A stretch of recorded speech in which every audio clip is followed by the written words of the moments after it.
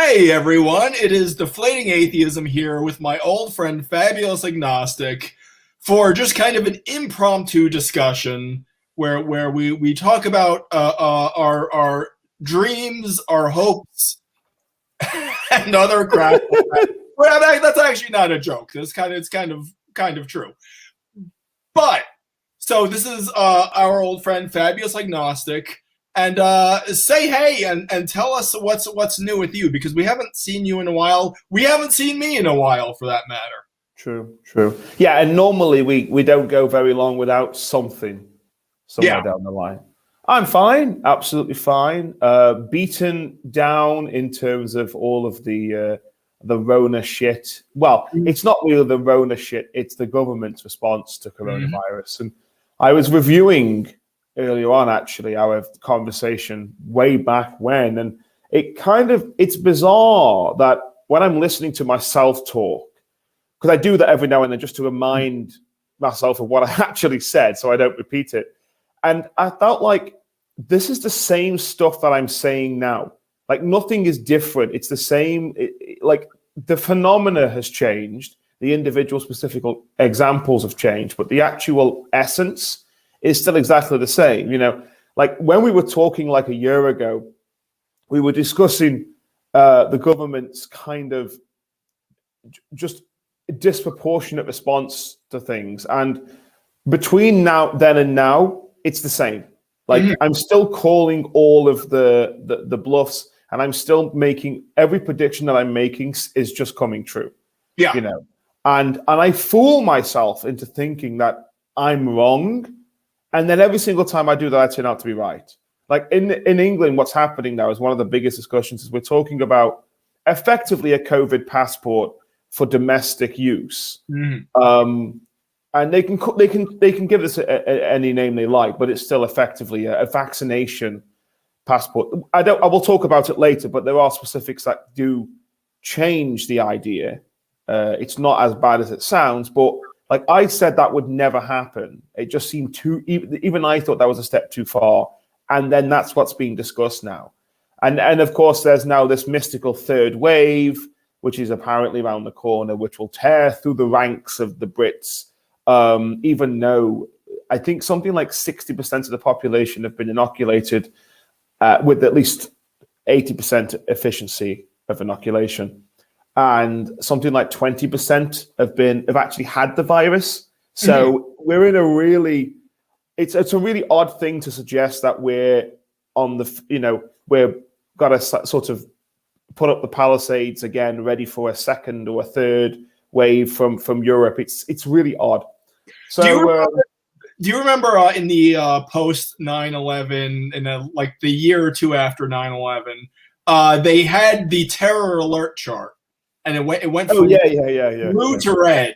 Whenever I hear about a fourth wave of COVID, and now we have like super COVID, we have the UK strain, we have a new mutation. I feel like we should push that from like yellow to orange. We should have some scientists like we're moving from yellow to orange. So just be more scared. That's basically the bottom line. You're not living in enough fear. You need more fear in your life. So we're going, don't get too comfortable in that yellow zone. We're going up to orange now. It's interesting. You say fear, and you when you say varying different styles of COVID, it conjures up images in my head. But what would normally happen is that people would ride that as a joke.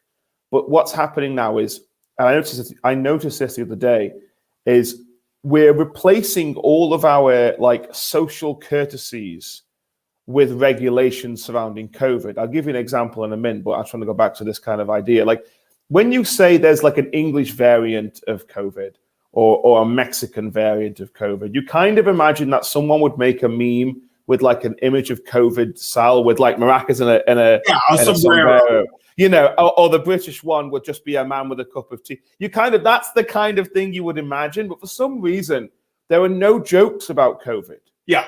And everything is completely off the cards now. And we've completely shifted our like public ethos when it comes to COVID, and everything it's going to be really interesting from an observer point of view, how it's going to go down. But from a personal point of view, it's going to be an absolute shitstorm going forward as a result of this. Because I was discussing this with some friends on my new channel, and we were talking about I've been five minutes in, and I've already plugged my other. But by all means. Well, we were talking about lockdown, and it seems to me as though this is really important for England. I can't speak for other countries, because you know that whenever we talk, I always talk about like the public theology of Britain. But like, we have the central point of like English society, or British society, should I say, is like the sovereignty of the individual. And we have really intricate social rules surrounding that. Wait. Let me get you straight. Are you saying that the Anglosphere is on the knife's edge? Is that the point you're trying to make? I knew it was coming up. Yes, and it's not looking good, Rob. Okay. As the professor of cultural and societal studies at my own university, PhD. Yes, that's what I'm saying. The Anglosphere sits on a very thin knife edge, and it's not looking good. No, I think what happened with COVID, and I think it is interesting, is we switched our entire ethos from the individual to the collective. Now, whether that's just in order to deal with COVID, I'm not sure. We'll have to the jury's out until it's over, and we might flip back. But I don't see that happening, because it's become very convenient for certain groups to monopolize on the we collective idea rather than I'm doing this for me. And you can see this with the vaccination idea. So there are 4 major reasons why people get vaccinated in this country, and maybe sometimes just 4 reasons, not even major. One is to protect their family. One is to protect their friends. One is to protect their close group, and the other one's to protect the entire society. Okay, to get rid of COVID. None of those reasons are ever I'm doing this to protect myself. And you can see this. Everyone who engages in these discussions on social media will see that the driving force behind the vaccination program is to protect other people, to protect the NHS, to save lives. It's never to protect the individual. But for so long, we've always gone under the assumption that if I look after myself, I will then, of course, be able to look after other people, and that will take care of itself going forward. If I'm vaccinated, and everyone thinks like that, it's not selfish, but everyone thinks if I'm vaccinated, it will help. It will then in turn help everybody else. But now we're effectively being told we should get a vaccination for other people. Mm-hmm. This is not but then the government will kind of have a little tizzy if someone says no. Well, what did you expect to happen? You've not given the usual standard reasons, the mechanisms of persuasion you have now would have normally ran under. Now you've completely removed and replaced them with something else. And we've really managed to instantiate this collective idea, this we must get through this, we are in this kind of position. It would be interesting to see if the collective ideology grew more when in times of national suffering, so maybe in the time of the Blitz, for example, well, of course, and then shrinks as a result of that back to an individual collective. I don't know. I've just everything I've just said I said before, but that little last bit I've not actually managed to kind of think about. I would be surprised if Jordan Peterson doesn't have some big discursus about this. Times of great, Well, but I mean, obviously, fear, some sort of external threat causes people to kind of group together, and I mean that's been clear from the beginning. When a year ago, it was already a cliche that every commercial on TV was in black and white with a little plinky piano music and say, in these trying times, we're all in this together. So that was a cliche a year ago. But I'm gonna kind of jump tracks here because it reminds me of something else, of social justice censorship, where they're kind of almost priming the public for governmental censorship with this kind of social sanction. Because if Big Brother comes along and says, you can't say this because it displeases the authorities, us being our Anglosphere individualist selves are going to say, screw you, I'm going to say what I want. But if they say, well, you can't say that for the sake of this victim group, you can't say this because it might perpetuates racism or this or that or that. Oh, well, geez, I don't want to do that. I mean, yeah, if it's Big Brother, then screw Big Brother. But I certainly wouldn't want to say, something that would, hurt or somehow through some, linguistic black magic, hurt some victim group. So it has the same effect. Only they're using these human shields to kind of prime the public to accept limitations on their free speech.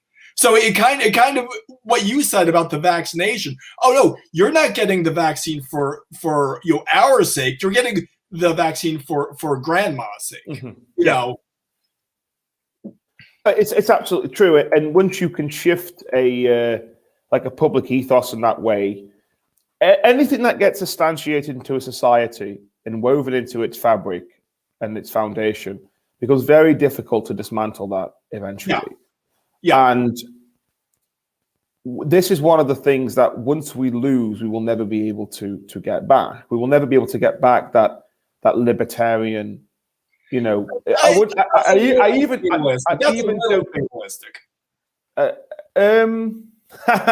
well, maybe I listened to Peter Hitchens too much. Maybe, I don't know. But yeah, I mean, well, obviously, it's not the natural course of government to get smaller. The government never just voluntarily abdicates its power. And then that's the problem. And we don't. We're really toying with this now as a country, England or Britain. We really are toying with this. I don't know if you've heard of this, but there was recently a proposed bill which would give the Home Secretary power to determine which protests are valid and which ones are not valid. Well, we've had that for a year. We've had that for a year. I assume you probably have. And it has been changed, and it has been... Some parts of the bill were good. Some parts of it were about, making sure that people who've committed crimes and serious crimes are punished properly and accordingly, rather than given more lenient sentencing or whatever.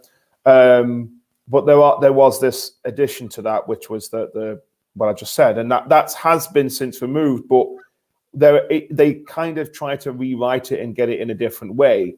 It's a little bit like the COVID vaccination passports, which they start by saying, well, we'll never make it mandatory to have a vaccination, but you might have to show this to get into the local pub or whatever.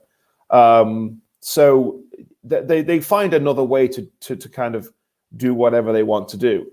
And it's funny because like I said, when I was reviewing our last conversation on the topic, I did say that it doesn't have to be a sinister reason.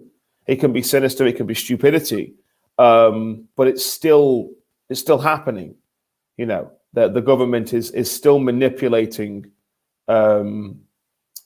its people under the guise of the Coronavirus Act, and I don't think anyone can really argue with that or argue against that. I think it's really shocking when you hear public figures who aren't particularly clued up on anything other than current events don't really see this as an issue. Like you get people on our daytime television who are happy to suggest that we need to do something like a COVID certificate or a COVID passport because surely it's beneficial. You think, well, as a one isolated incident, I can appreciate your argument. I sympathize with your argument. But do you know anything of history? Mm-hmm. Do you know anything of any other culture where this has been attempted in another guise and it's been massively detrimental to either them or the rest of the world or whatever? So it's really disheartening, actually, to see the public figures that we have are just not smart enough. I don't mean that in like oh, look at me, I am a grand member of the intelligence group, or the most intellectual group, but I'm really not. But I know that this conversation we shouldn't even be talking about whether we think it's a good idea that we have to like demonstrate our do we have the plague or not? You know, and I said once again, I reviewed that conversation last year. I made a remark about finding out who's got it and who hasn't got it, and painting a mark above their door to say this house is unclean. And that's really what kind of thing we're heading towards now. If we're not careful, we end up with the clean and the unclean. And we all know which aforementioned bad guy shall not be named, who had a philosophy that was the clean and the unclean. Yes. Exactly. And cleaner than you may expect. Yes. Hygiene than you may expect. Yes. Well, he was obsessed with sanitation. Now, I'm not obviously making a large connection between our government at the minute and that government. Obviously, I'm not suggesting that that's not the state we're living in.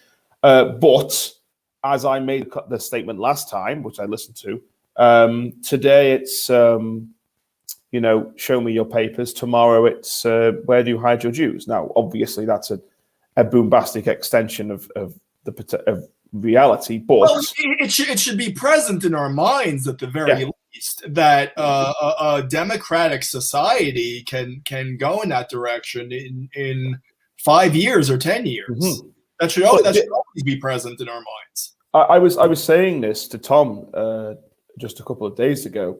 I think people think that the man who shall not be named spent years and 20 years trying to convince the population that the Jews were unclean or whatever. But it really wasn't. It really wasn't that long at all. The little Google bots are having a they're looking at the word. No, but they I think people think that I think he said his name there. It worked tirelessly for 20, 30 years to get the country to rally behind him. It really didn't take that long. No. And that should be a cause for concern, as it was, and it is for historians. But that's what I mean about you have our public figures who only have knowledge of current events rather than past events. It was also a witch's brew they had of pandemics, of economic privation, of all that stuff. Get a boogeyman and yes, you're locked in London. You have a perfect invisible enemy. Yeah. And he effectively stacked all of the dominoes up against his own people and said, look, this is what's happening, and here's the group to blame for it. Mm-hmm. And it isn't just exclusive to him. I mean, they did it in the Soviet Union as well. Stalin very easily managed to whip up all of the working classes against the middle classes very, very easily, because they had an invisible enemy, which was hunger, and it was fear of dying from famine. Which was engineered, which was engineered 100%. By the way, we're not suggesting that COVID was engineered before anyone tries that one. But right-wing conspiracy. We are a conservative think tank here, obviously. No, so it is not the official position. But you can have any collection of problems, and I go back to what I said to you and have said multiple times. We are one major national catastrophe between the ghetto and the gulag in this country. I use the analogy a little bit crappily the last time we spoke, but I don't think you can use that analogy in one particular situation. But if you look at everything as a whole, you combine COVID, you've got the culture wars, you have the potential future of the royal family, you have the relationship between Britain and America, for example, is not as great as it used to be. So you have a real the Anglosphere being on that knife edge that we have to keep alluding to, but it really is. When you combine all of these things don't look very good. And the last time they didn't look this good was probably before World War One. But I say that loosely. I'm not a historian, but given what my good history friends tell me about the state of Europe in the years building up to World War One, then I see a similar thing on a geographically closed level, like. And the true tragedy is that it seems so preventable. It seems like 100%. We should have had the ability to step back from the ledge at any time. Now I don't want to get into poor meism, because that's not what I want to project with this. But I will say this: I'm a Trump supporter. I'm just putting this out as an example. So I'm a Trump supporter. Let's see. In the past few years, we had campaign workers for Bernie Sanders saying that Trump supporters should be put into concentration camps. We had a major Hollywood picture where Trump supporters were hunted like animals. We had Keith Olbermann on TV saying Trump supporters should be prosecuted and removed from society. We had Adam Schiff, a major politician, saying that campaign contributions to Donald Trump could be a criminal act. We have Maxine Waters saying that all Trump supporters should be confronted in the streets. Mm-hmm. I mean, I could go on with a list like this. Well, there's your really... When did we go to thinking that's okay? Would people have thought that was okay 5 years ago? Yeah, and this is the thing. 5 years is kind of the perfectly long enough time to change. Is enough people to forget what happened 5 years ago. Yeah. And we have a really, really short-term memory of these things. We really do, and it's quite disgusting because, and I think I've said this to you before, there's a great Doctor Who episode about this where they vote every 5 years or 4 years to either learn all the information or they choose to forget how their society is built. And every year the fact that society continues, they keep doing it. And it's somewhat analogous. It's somewhat a little bit far-fetched, obviously, because it is drama. But we really have short-term memory loss when it comes to these things. It wouldn't surprise me. I think the government have now overstepped their mark and they'll never be able to claw it back. But if you'd have asked me a year ago, I think it was all designed. A lot of the stuff they were doing was designed so that in 4 years' time, they would be able to say, look, we fixed the country as a result of COVID. We fixed the bank balance on the NHS because we sold half the hospitals that we created with the public money, blah, blah, blah, blah, blah. But I think now they won't be able to reconcile that at all. I think a year ago they probably could have. And people will have just forgotten all about it. They will have just got to the other side and gone, oh, yeah, actually, the NHS was saved by Matt Hancock and his merry band of goons. Okay, you're using names here. Oh, sorry. Yeah, well, Matt Hancock is the health secretary. So it's his job to fix the NHS, which it's interesting because he's actually now determined that he is going to take more control over the NHS to fix its various problems, which sounds great, but I'm more concerned than I was before because it's the government amassing more power. Mm-hmm. And given what's going on with the Crown at the minute, we're really looking down the barrel of the gun here. Like, really? Can I just say this? We did the thumbnail and the title as a complete lark, but we're completely living up to the seriousness. So I'm a little pleased with that. Well, I don't know.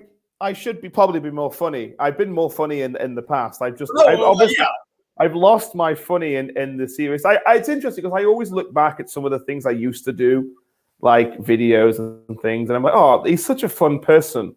And then I learn more about this stuff, and it clearly just depresses me. And it really does. I think one of the problems now we have with the COVID stuff is everyone is so sick of hearing it. Yeah. And everyone just wants a release and a relief from it. And we're not getting it because we're not allowed to joke about it. Yes. You try to make a joke and, you're saying that 100,000 deaths is good. And you think it's not what we're saying, and it will take us a long time, I think, to get to a position where we can just laugh at COVID. Yeah, I mean, there was back when I was on Facebook and they gave out I remember the jokes when Tiger King was very popular and they gave out the first stimulus checks, and that's me when I get my stimulus as a guy holding a tiger on a leash or something. And there were jokes about it, and I thought that was very healthy. but now we're just beleaguered. It's like it's too much of the same thing. You know, we can't have a sense of humor about this for 14 months. Yeah, and when it first started, you could see jokes kind of circulating. Obviously, jokes get stagnant and the comedy does disappear. But there seems to be no attempt to resurge or kind of reinvent the comedy about it.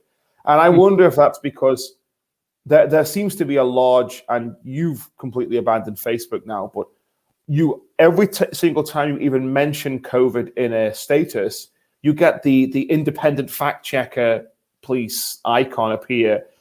This is missing context or whatever. You think, well, of course it's missing context. I can't write a 10,000 word essay and put it on Facebook. Some people do, and it shouldn't, because I always switch off whenever someone writes a bloody essay on Facebook. I just think I'm not reading your poetry. I'm not doing it. Open a WordPress account or something. Like I'm not doing it. Like if you're gonna have a blog. This is not the place for it. But I like some. Believe it or not, there are actually YouTube atheists on Instagram, and you know how cumbersome the Instagram. A guy actually asked me for academic citations in the Instagram comments. I don't even know how I would do that. Copy and paste. I don't even know. I have no idea how I do that. The thought of atheists being anywhere other than their mother's basements is just outstandingly hilarious to me. Well, we found our joy topic, which is talking about no, we can table it.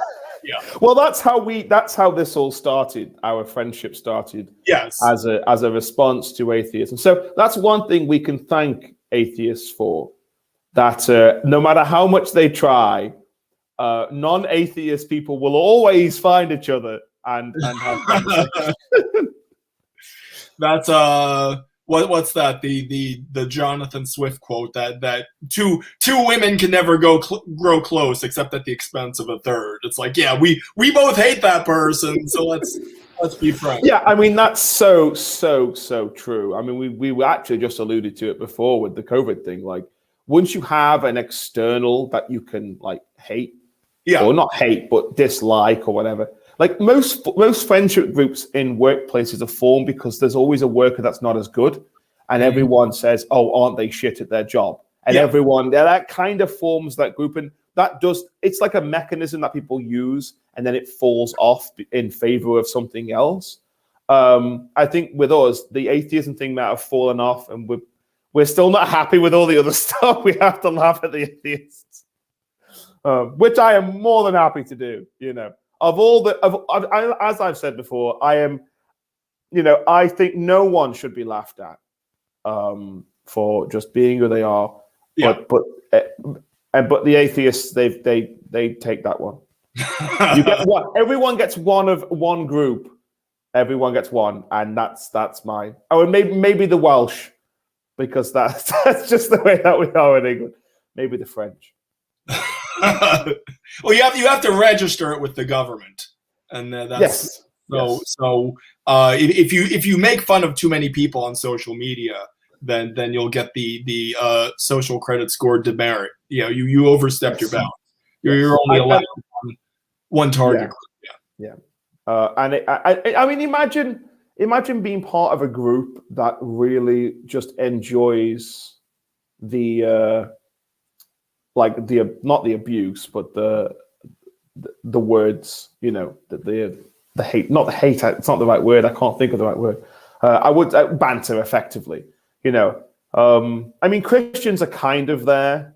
Of all the religious groups, Christians are the ones that are shit on the most. And I think there's something in Christianity that makes them kind of enjoy it. And they kind of go, well, fair enough. Like, that's fine, And I think there are certain groups. I think maybe gingers are a little bit like that as well.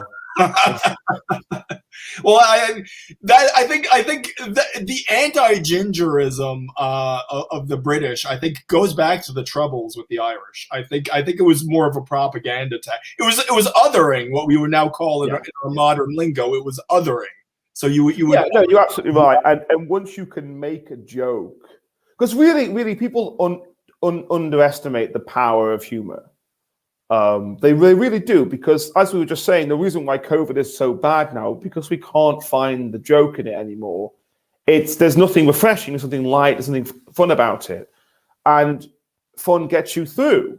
So once you can turn something like the kind of anti-Irish sentiment and make it this kind of jolly ginger joke thing, then it loses all of its power. Yeah, it loses all of its power. And maybe that's why the government doesn't want us to make jokes about COVID, because it loses its power, it loses its space in the public gaze, and then it's something else. I mean, Prince Philip has been dead for a handful of days, and there were already jokes about the Queen being single and ready to mingle. Oh, I saw that. Yeah, I mean, they're low cut. Yeah, yeah. I mean, they're funny, and it makes light, and it allows us to kind of get over it in a different way. I mean, that's what we do as a country anyway. So the ginger thing, I think that may also be a cultural change. The British would not have done that 50 years ago, I don't think. No, definitely not. Well, there were a lot of people. You always see someone who angry faces the joke. This is disrespectful, and you think, well, I don't know the Queen. We're not mates. Despite what people might think in America, we don't all know the Queen. And we're not mates, we're not friends, we don't know anyone connected to the royal family. So why would it be disrespectful to us? There's a context here. These are the same people who would happily laugh at jokes about other dead people. But because it's the Queen's husband, all of a sudden, it's really interesting. I've seen so many people come kind of out of the woodwork and be so in defense of Prince Philip. And you know me anyway. I stand for. I'm a fan of the monarchy. Maybe not the actual people in it, but I think the monarchy as an institution is necessary to sustain our system. But I noticed there is so many people are losing their minds and sharing and clapping and doing crying faces and love hearts all over Facebook for Prince Philip. And you think, well, this is basically an old man with lots of money, dies in his home, surrounded by his loved ones. Okay, and you go, well, the guy lived till he was nearly 100. He had a fruitful life. You can't say that he had a terrible life. He didn't suffer as much as some other people have, and he's aware of that, obviously, and he has done a lot for the country. But these people won't share the stories of people dying on their own in hospitals. And when you question them on these people dying in hospitals, they're silent, and then it's, oh, well, we need more restrictions. Because they can't square that one. I think it's really, really rude and a little bit inconsiderate that you would put Philip on a pedestal simply because he's of who he is, when he didn't really suffer anywhere near as much as someone who was poor. There were people who were dying people who were dying of dementia in not even COVID, people dying of other things where normally their families would be around them, who just can't be there, and they're confused, and they can't, all they want to see is their family they've known for years, and they can't do it. Yeah. Where are people sharing those stories? I don't see that. And that took a little bit of a sad turn. I'm sorry. But I bring back the funny. We're gonna get to the mirth and merriment, and any second now. Just bear with us, folks. But yeah, I'm sorry. What you're gonna say? No, it's fine. Well, just okay. You have it. I was just going to say, all someone needs to do if it gets too serious is throw a quote from Sam Harris in the ring, and that will bring joy to the world. Sam who now? Sam who now? Or Mr. Dawkins. Wish people would stop being so scared of everything. My mom was in such a hurry to get this vaccine. Yeah. It's vaccine mania. In America, we vaccinated our entire military. Then we don't need to be doing that. But yeah, so just about humor. So I kind of had two topics I put in the video description. I had one thing about Prince Philip, and I figured you'd mention that somehow. Mm-hmm. The other one, and I thought about emailing it to you because this would be interesting, and then I actually saw it and it was just dumb and gross. So I was like, okay, I'm not even gonna bother showing this to Fabulous. It was the Red Skull Jordan Peterson. Monsieur Peterson. Well, which would you like me to start with? Well, no, you don't need to start on anything. But my feeling was, I was just thinking about this. There was a right way to do it. You could have done it in a right way, where it would have been like a wacky, off the wall cultural reference, where you wouldn't expect to find a reference to a contemporary social media superstar in a comic book. Mm-hmm. It would have that kind of shock of recognition. It could work, but the way whatever the leftist ideologue who wrote it did it was just so gross and dishonest that it really shows you where that can go wrong. Yeah, well, you have. I mean, Marvel even created a character who would make the kind of, I don't like this terminology, the fourth wall arguments and the kind of crossover between reality and the art. And that was Deadpool. Like Deadpool played that kind of meme jerk. Yeah. And you can kind of imagine him saying something that was like, oh, well, I only have 10 rules. That's not quite 12. Something along those lines. I'm not a writer of Marvel, so I would never know what to do. But like yes, you kind of bridge that universe with our universe, kind of. Yeah, that was kind of his point. He was the meme culture aspect of both. So they had the option to do something that would be actually connect with people who like Jordan Peterson, because like a lot of people think that there's like 10 guys in a basement somewhere who are like unmarried and all overweight and need Jordan Peterson to survive, who are all like right wingers, but that's just not the case. Yeah. I mean, Jordan Peterson is really like a phenomenon. Yes. Do you know what I mean? I think I'm off the Jordan Peterson train now. It served its purpose for me, and now I'm kind of looking at it from the outside as well, which I think is interesting. But I think that's very healty. Yeah. And I understand completely what you mean. Yeah, I mean, you don't like. I'm not going to follow him forever, and it might be a point where he comes back, and I'm thinking, well, there we go. I'm back with him on this. I don't think 10 more rules for life or whatever it is actually a necessary thing for him to do. But we can talk about Peterson as a phenomenon, but as the kind of like woke style, super liberal, I mean, I actually watched his response to this, and he was shocked because of all the people. When you take Red Skull as the character, this kind of super bad guy, super Nazi bad guy, what you do is if you asphyxiate Jordan Peterson's quotes to him, they just don't work. Yes. Wherever would the bad guy walk into a room, and steal children and shoot people and then go clean up your room and then fly out the window? Like it just doesn't happen. Well, no. What they attributed to Red Skull was like he's telling young men that they are the victims and that they should rise up. No, that's the exact opposite of what Peter. Yeah. He's against victim mentality. Mm-hmm. So you completely turned it on its head. Yeah, I mean, if you really listen to, the thing is, it's one of those things where we all know that Jordan Peterson is one of the most misquoted and deliberately misquoted person in all of the media. I think maybe in line with someone like Donald Trump, actually. Because with Donald Trump, people don't know what he's actually saying. Whereas Jordan Peterson, you can't not know what he's actually saying. Like he doesn't speak.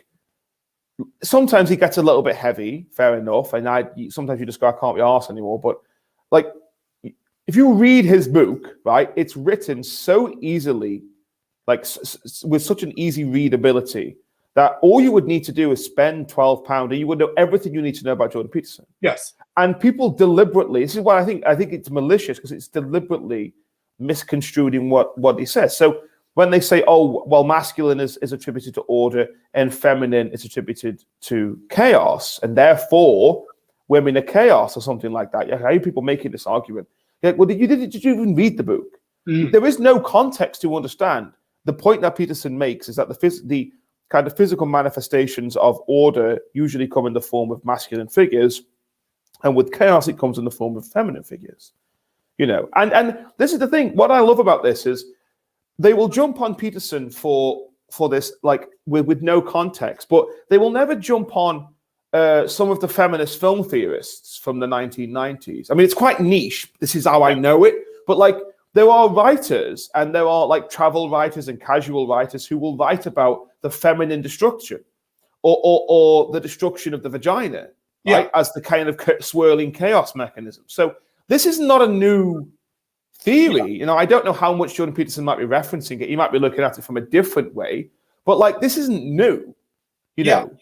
Like the feminist film theorists and the feminist cultural theorists have been talking about the what's the word? I mean, I'm probably using Barbara Creed, she's not like out there anyway, but yeah, well, you have like archetypal figures like the terrible mother, and the terrible mother. You have in films you watch like Fellini, and you have the horizontal aspect is the kind of feminine maternal, and the vertical aspect is the maternal masculine. Yeah, you have things like that always pop up.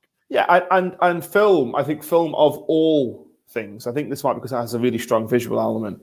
Is probably one of the best for demonstrating like sex and gender and power, actually. And I've always found that really interesting. I'm not like anyone who knows me will know, especially if I ever get around to talking about film, that I'm not like anti-feminist in every aspect of our existence. I'm just anti-feminist in like policy making and our social policies. I think from an art movement perspective, I think there's a really strong argument to be made, especially in film. And what I love about feminist film theorists is they're aware that there are elements of what they're saying that are challengeable within the genre that they're talking about. You don't, I mean, except for maybe Laura Mulvey, who clearly just was a nice cat lady. She didn't have many friends, obviously. Most of them are very, like, I don't like this word, I hate it, nuanced, and a little bit more liberal with their idea, a bit more fickle with their idea, because they're looking at a phenomena that's going to change rapidly over time, which the horror genre did and does. It's you kind of sample things and draw from things as a sort of cultural vocabulary. I mean, keeping it in England, I'm going to go back to Jordan Peterson. I'll circle back, but it's like Freudianism is, I think, a very ripe subject, and when you get into a lot of like Hitchcock movies, it's almost impossible to discuss them without discussing Freudianism and see them as being referential of Freudianism. Now, whether Freudianism is true is kind of a take it or leave it proposition. You don't need to think Freudianism is true in order to see the sort of reference. So I kind of think it's the same thing with Jordan Peterson.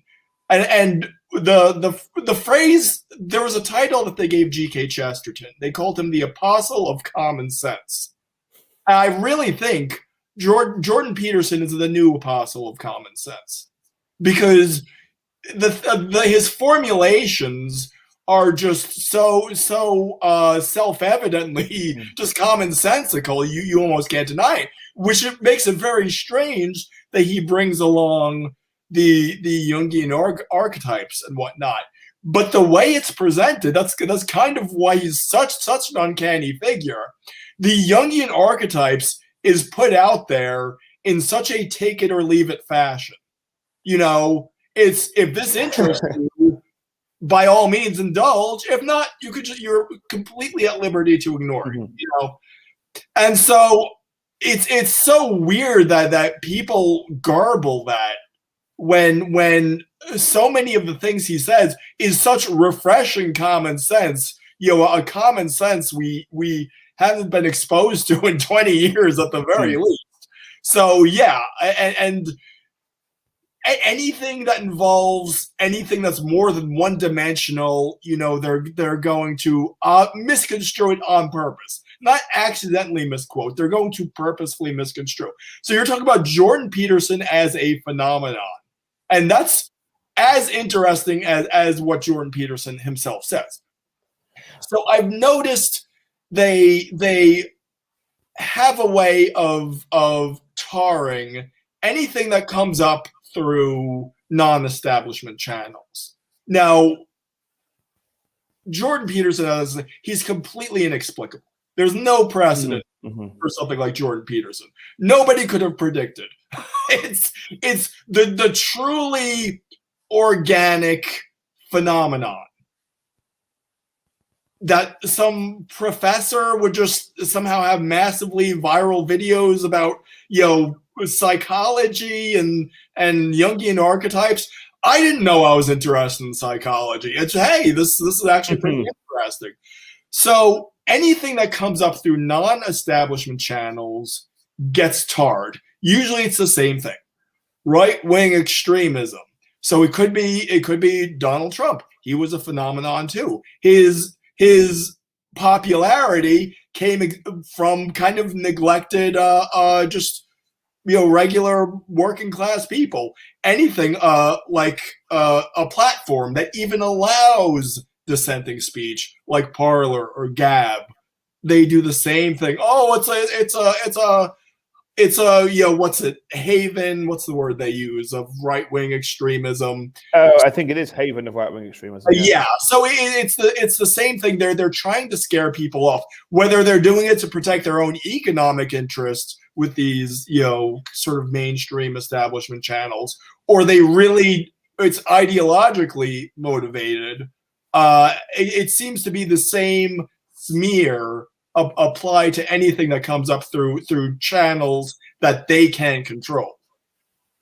Yeah, I think what you see is they have to do that. They have to give it that kind of name, because what are you afraid of? If the things that are being said in these domains are so bad, right, and they can be easily defeated by just simple common sense and simple humanity, why are you so bothered about not letting sunlight be the greatest disinfectant? Yes, because they know that if they allow this to happen, people will start to appreciate the actual argument. This is another reason. We'll get to religion.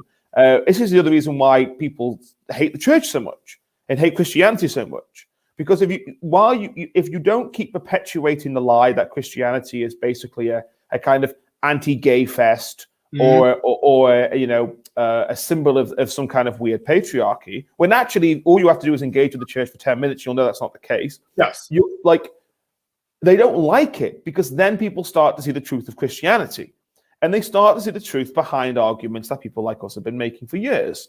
And what they do is they bring out, really, really pernicious figures like Milo Yiannopoulos, and go, look, there's one of them now.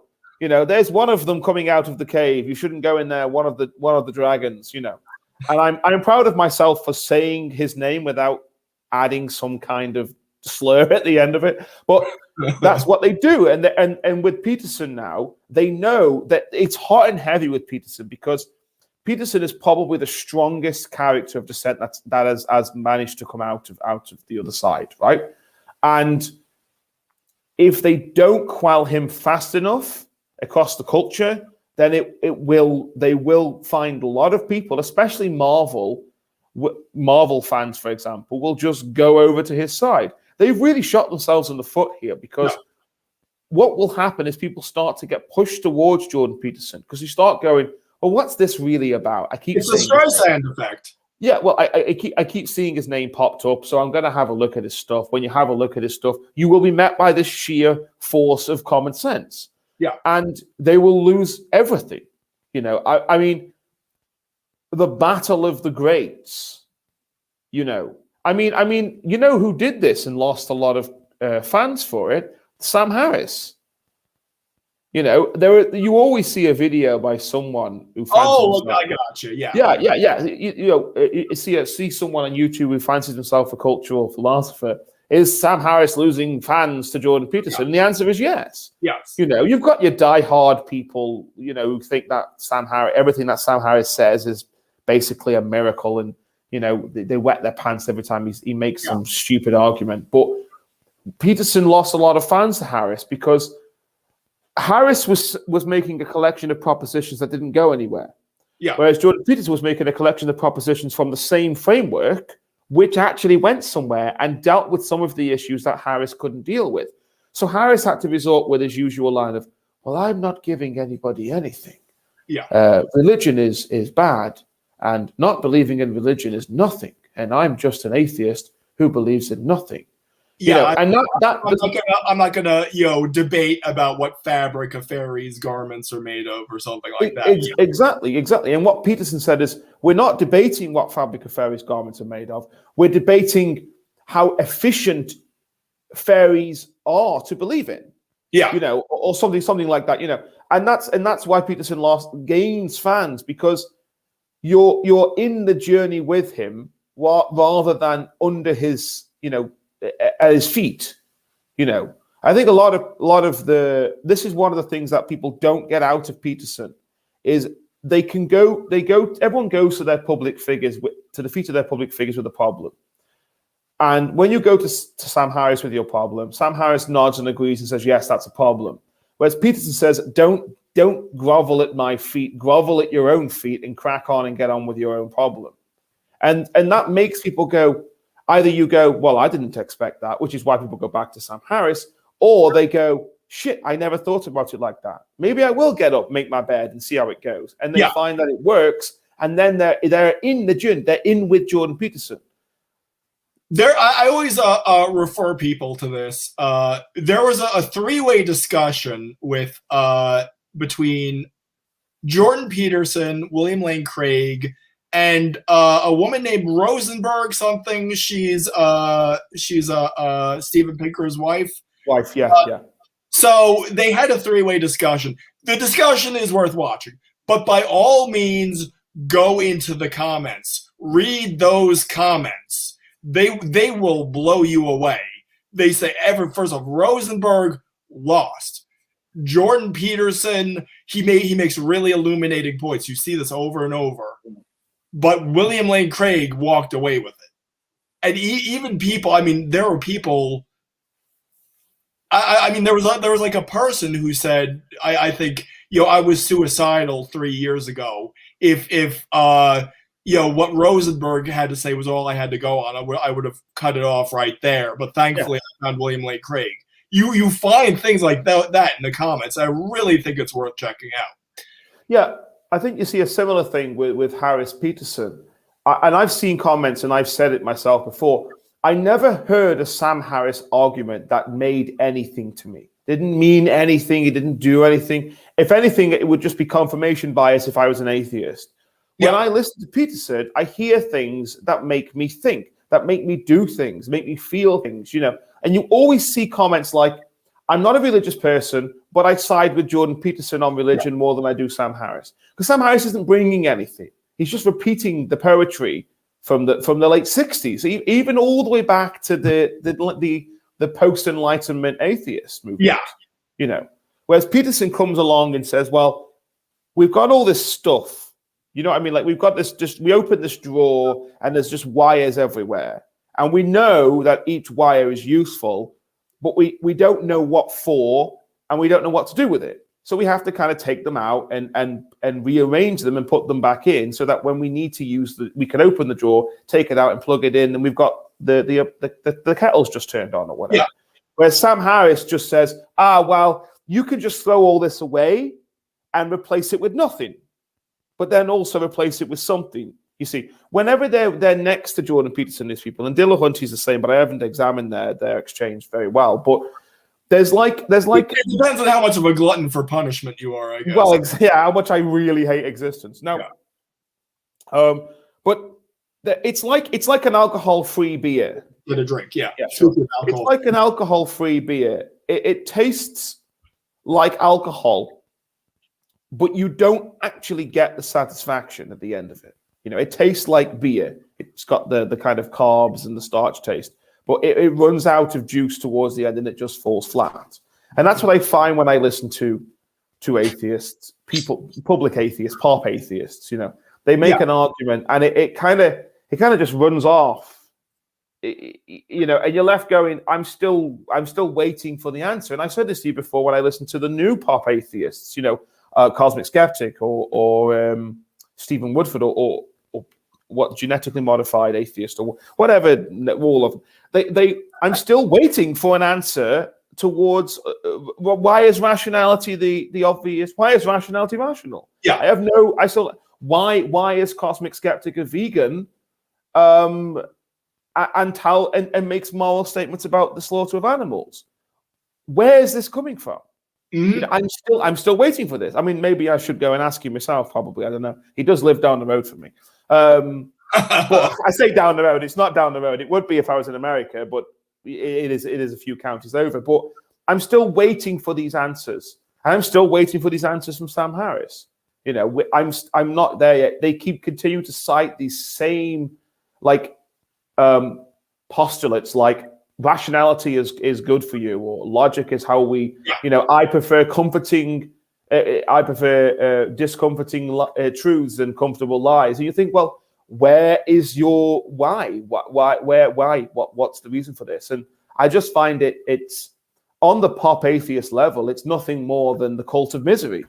Yeah. Like I described. It's I'm miserable, I don't like something, and I want to tell you how much I don't like it. Yeah, so I'm going to make a distinction. Like almost all of the new atheists who are scientists, most of them are no great shakes. As scientists, they're not men of tremendous accomplishment. No, there are exceptions. So when I see a guy like Sam Harris, I see a grifter. He's selling self-esteem to disaffected young men, which this goes direct. This is why you needed Jordan Peterson. This is why Jordan Peterson, the phenomenon, was needed, because you had guys like Sam Harris basically selling the sort of empty calories of self-esteem, a very cheaply bought sense of superiority to these sort of disaffected young men. Then you got other guys like Sam Carroll, Sean Carroll, sorry, they blend together, who's actually a scientist of accomplishment. And he would be up there on the debate stage saying completely idiotic things. But what are you doing, dude? I mean, you're actually a scientist that actually, why are you wasting your time saying, is God, God's a really he's an artist, he's a flaky artist that he would create a universe that's so big just to have us. That's one of his arguments. What are you doing? You're actually good at cosmology. Get to that. So yeah, there are differences. And then most of the pop atheists I just thought were grifters. They were selling self-esteem. They were in the business of self-esteem. And the scientists do science, not religion. Yes. And if you were a good scientist, you'd just go off and do science, where the money you could, it's like you're not doing it properly, so you need to sell a book. That was always a thorn in their side, that 65% of Nobel laureates in science were professing Christians. It's okay, well, Stephen Hawking is all well and good. Where's his Nobel Prize? Yeah, well, I mean, we're going to go on to science and religion here, which I am certainly more than happy to do. We should have a graphic where it scrolls down. Well, before we get into that one, because I feel like that might go on a little bit longer than some of the others, I'll just take a small urination break. Okay, I'll read the comments. Yeah, I've neglected the comments. I'm sorry. You said your name. Please write what your name means, because you said that to me before. People are taught from an early age that obedience is the measure of virtue. One side effect of this is the inconsistencies and hypocrisies F.A. mentions. On a personal note, I'm anti-feminist but pro-equality. The one doesn't contradict the other. Yeah, I mean, there's an organization called Feminists for Life, so I don't want to like disparage like necessarily everyone who calls themselves a feminist just because some very vocal minority elects to speak for the whole of them. So yeah, I'm kind of a little apprehensive about that. If you take a step back and view this is peace. This is peace. If you take a step back and view third wave feminism for what it really is, it's a cult of authority worship. Free people offend these cultists, and sadly, most Americans seem to be members of said cult. They're cowed. I mean, they're just terrified when someone jumps down your throat and puts the worst slander at you for voicing your opinion. I mean, most people don't want to deal with that. They have enough stress in their life. It's another byproduct of what I mentioned regarding virtue by conformity. Millennials on the net elevate people like Sam Harris to professordom, another manifestation of cultism. The more I run my mouth, the more I'm starting to notice the theme. Okay, so Benjamin Gulatko says Jordan Peterson, Donald Trump, and how about Douglas Murray? Well, there's a name Fabulous Agnostic would probably run with. In this chap's neck of the woods, when the question isn't even allowed to be asked, there's someone who's been prepared for the times. Yeah, they've made things so verboten. The plan is not to win debate. The plan is to stop debate. You see that with like abortion. You say anything about abortion, they jump down your throats. Like, you just want to control women's bodies. They impute evil motives to you. They slander your character. They slander your motivations. And the purpose is not to win the debate. The purpose is to stop the debate. Yeah, P says they've turned rationality into a mindless buzzword. Dawkins comes to mind. The guy is a total grifter and slave to his own ego. Yeah, so you can subscribe to Dawkins cult, and there are various tiers of membership you have, and the highest is the Magic of Reality Circle, where I think you pay like $10,000 a year, which entitles you to one meal with Richard Dawkins. The guy is a total grifter and slave to his own ego. And so Murder Man says Sean Carroll is really not good at physics. I remember watching a video of him. He plagiarized Richard Feynman, and unlike him, Sean made it really difficult for learning mind to understand his nonsense. Yeah, so the scientists who are atheists are basically science popularizers for the most part if they're on the public stage. Yes. I agree. So I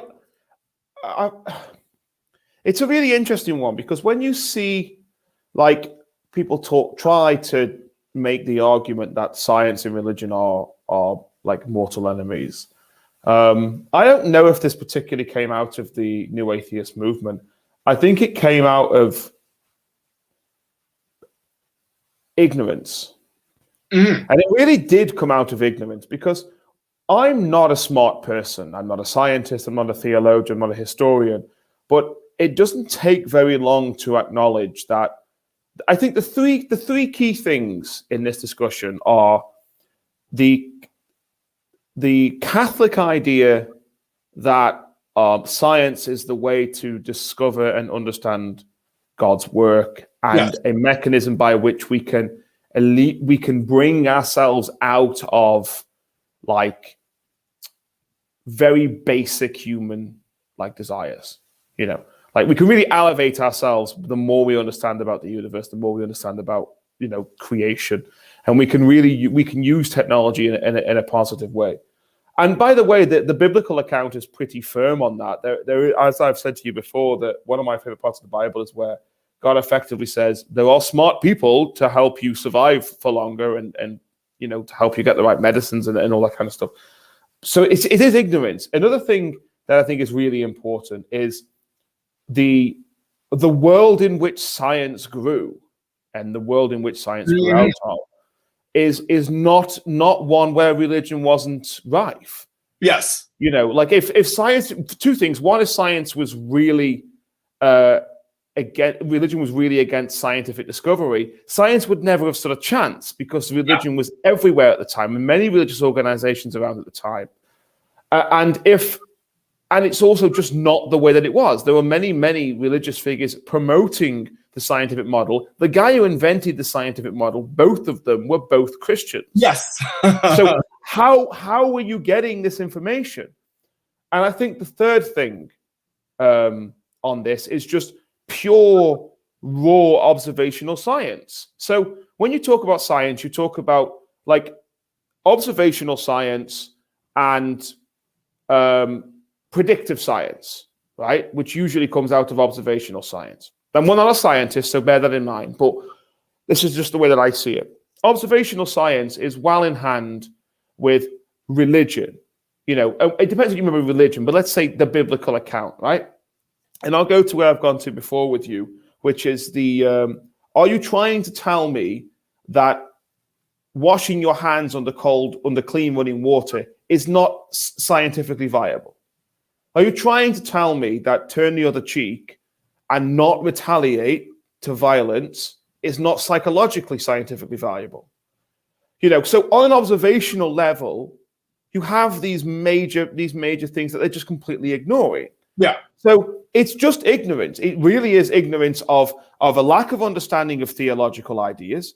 It's ignorance of a lack of historical context. And it's ignorance on a lack of, you just haven't read the material. They just don't, and because they don't understand science either. And once again, I'm not a scientist. They don't understand theology. They don't understand history. They don't understand science. That would be a better way of saying those three things, And that's their major problem. Well, they kind of tip their hand when they say, I believe in science. Science is not a truth claim to be believed or disbelieved. It's a method. So they show that what they are using the word science to mean is some sort of a substitute for religion, if it's a belief system or a truth claim. Yeah, well, 100%. You can always find groups on Facebook. Sorry, I'm just coughing out the Rona. You can always find groups on Facebook that are so tilted towards science as this magical umbrella of comfort and joy and warmth and this community of science. Yes. Yeah, and they completely. I heard this in a video by an apologist, and he made this point. As a response to why do people think that atheism is a religion, right? Because you have saints, right? You have ideologies. You have science, which is your underpinning. That's like our theology, And you have these people. They worship figures like Elon Musk, and because Elon Musk to these people is like the kind of science atheist wet dream. He's this guy who wants to download the human mind onto a computer. And it's like, I'll reply as David Belinsky replies: you run out of battery before you run out of memory. Yeah. And the idea that you'll get a human brain onto a microchip, it might be the case when it comes to someone like Elon Musk, but it isn't going to be the case when it comes to downloading everyone else's, brain faculty. I kind of get the sense with Elon Musk that if you went up to him and said, "Hey, Elon Musk, do you believe? Are you religious or are you atheist? Do you believe Richard Dawkins?" He'd just be, "Leave me alone." Well, they just don't like. Do you work for me? Please get off the site or whatever. Yeah, and at best, I think you might get a response from these people, these public figures that they worship, as like Stephen Hawking. Okay, I'll use two figures, right? One that's dead and one that's alive. That's not the criteria. It just happens to be the case. Stephen Hawking and Brett Weinstein, right? And I've listened to Brett Weinstein more than I've listened to Stephen Hawking, right? I'm not particularly interested in cosmology, to be perfectly honest with you. I'm more interested in chemistry, biology than chemistry than biology. So when you listen to Stephen Hawking talk, he talks as though the universe is God. right? And we're unraveling the mysteries of this wonderful thing that just went into existence, and this wonder, and we have one life to learn the complexities of existence and the reality in the universe. And Brett Weinstein substitutes God for evolution, and the way he talks about evolution sounds the way that a theologian would talk about God. Mm-hmm. And I'm not, all right, you people can appropriate standardized emotive language. I talk about films in the same way, fair enough. But they have replaced God, and they don't even notice they've done it. There's another, she's not really a theologian, she's a biblical scholar in England, whose name always escapes me. And she's a secular, I wouldn't say she's secular. I know who you're talking about. Yeah. She is pretty good, but she has this spin on her approach to the Bible, which is, I'm better than my colleagues because they're Christian, and I'm removed from God. But she replaces God with gender politics, because she only ever talks about gender politics in the Bible. So you always find whenever someone talks about religion, they don't know what they're talking about, because it's really hard to define, and we've kind of touched on it before. But people just throw out this word religion, and what they mean is God. They mean God. They don't mean religion at all, because they don't realize that they themselves are part of a religion. Social justice is a religion. And the social studies professors are obviously toying with this one, and they will be forever. And of course, you have to draw a line: what makes a religion, what makes a worldview. But they are engaging in religious-like structures, but they don't know. They don't realize it, because as far as they're concerned, religion is God. But that wouldn't be the case for something like Buddhism, which it's not God. It's nirvana. The new atheism as a religion is actually shockingly it shockingly maps onto a religion or one of the Abrahamic faiths when you actually examine it, because they have their own model of sin, they have their own model of atonement, and they have their own model of heaven. Heaven is the techno-utopia that will open itself up to us when we purge ourselves of all these unclean, superstitious thoughts. So that, I'm serious. You're 100% correct. When you listen to you'll hear like a new atheist say, "Now I know these beliefs give you comfort, but for the good of society, you have to purge yourselves of them so that we can all progress into the techno-utopia. But those unclean thoughts, you have to purge yourself of them so that we can all progress into the techno-utopia." Yeah, and then you have to wear your version of the cross, which is a fedora. And to show how liberal and how white knight we are. But no, you're absolutely right. It is this ideal. And I throw the term around when I'm talking to people a lot, which is mythology for atheists, right? And this term isn't particularly fixed to just one event or one phenomenon. It's across the board, and one of them is the multiverse, and another one is this kind of technocratic future. Another one is the chemical origins of life, which, if you ever listen to these people tell you where life came from, they will tell you it didn't come from God. And it was a pool, and there was stuff in this pond, and it was like a primordial goo, and there was some light coming through the trees, and then lightning struck through and it hit the thing, and then all this. And you're like, this is just mythology. This isn't real.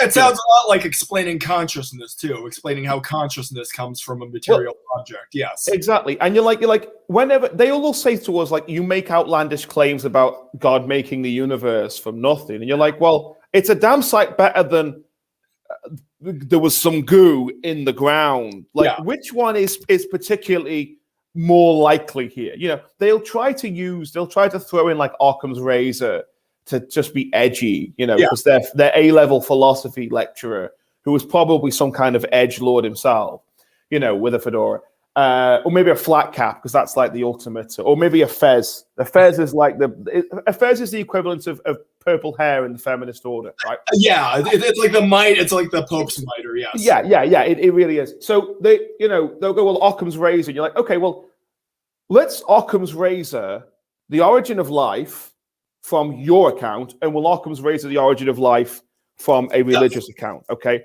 and I guess which one I would side with, not being a Christian.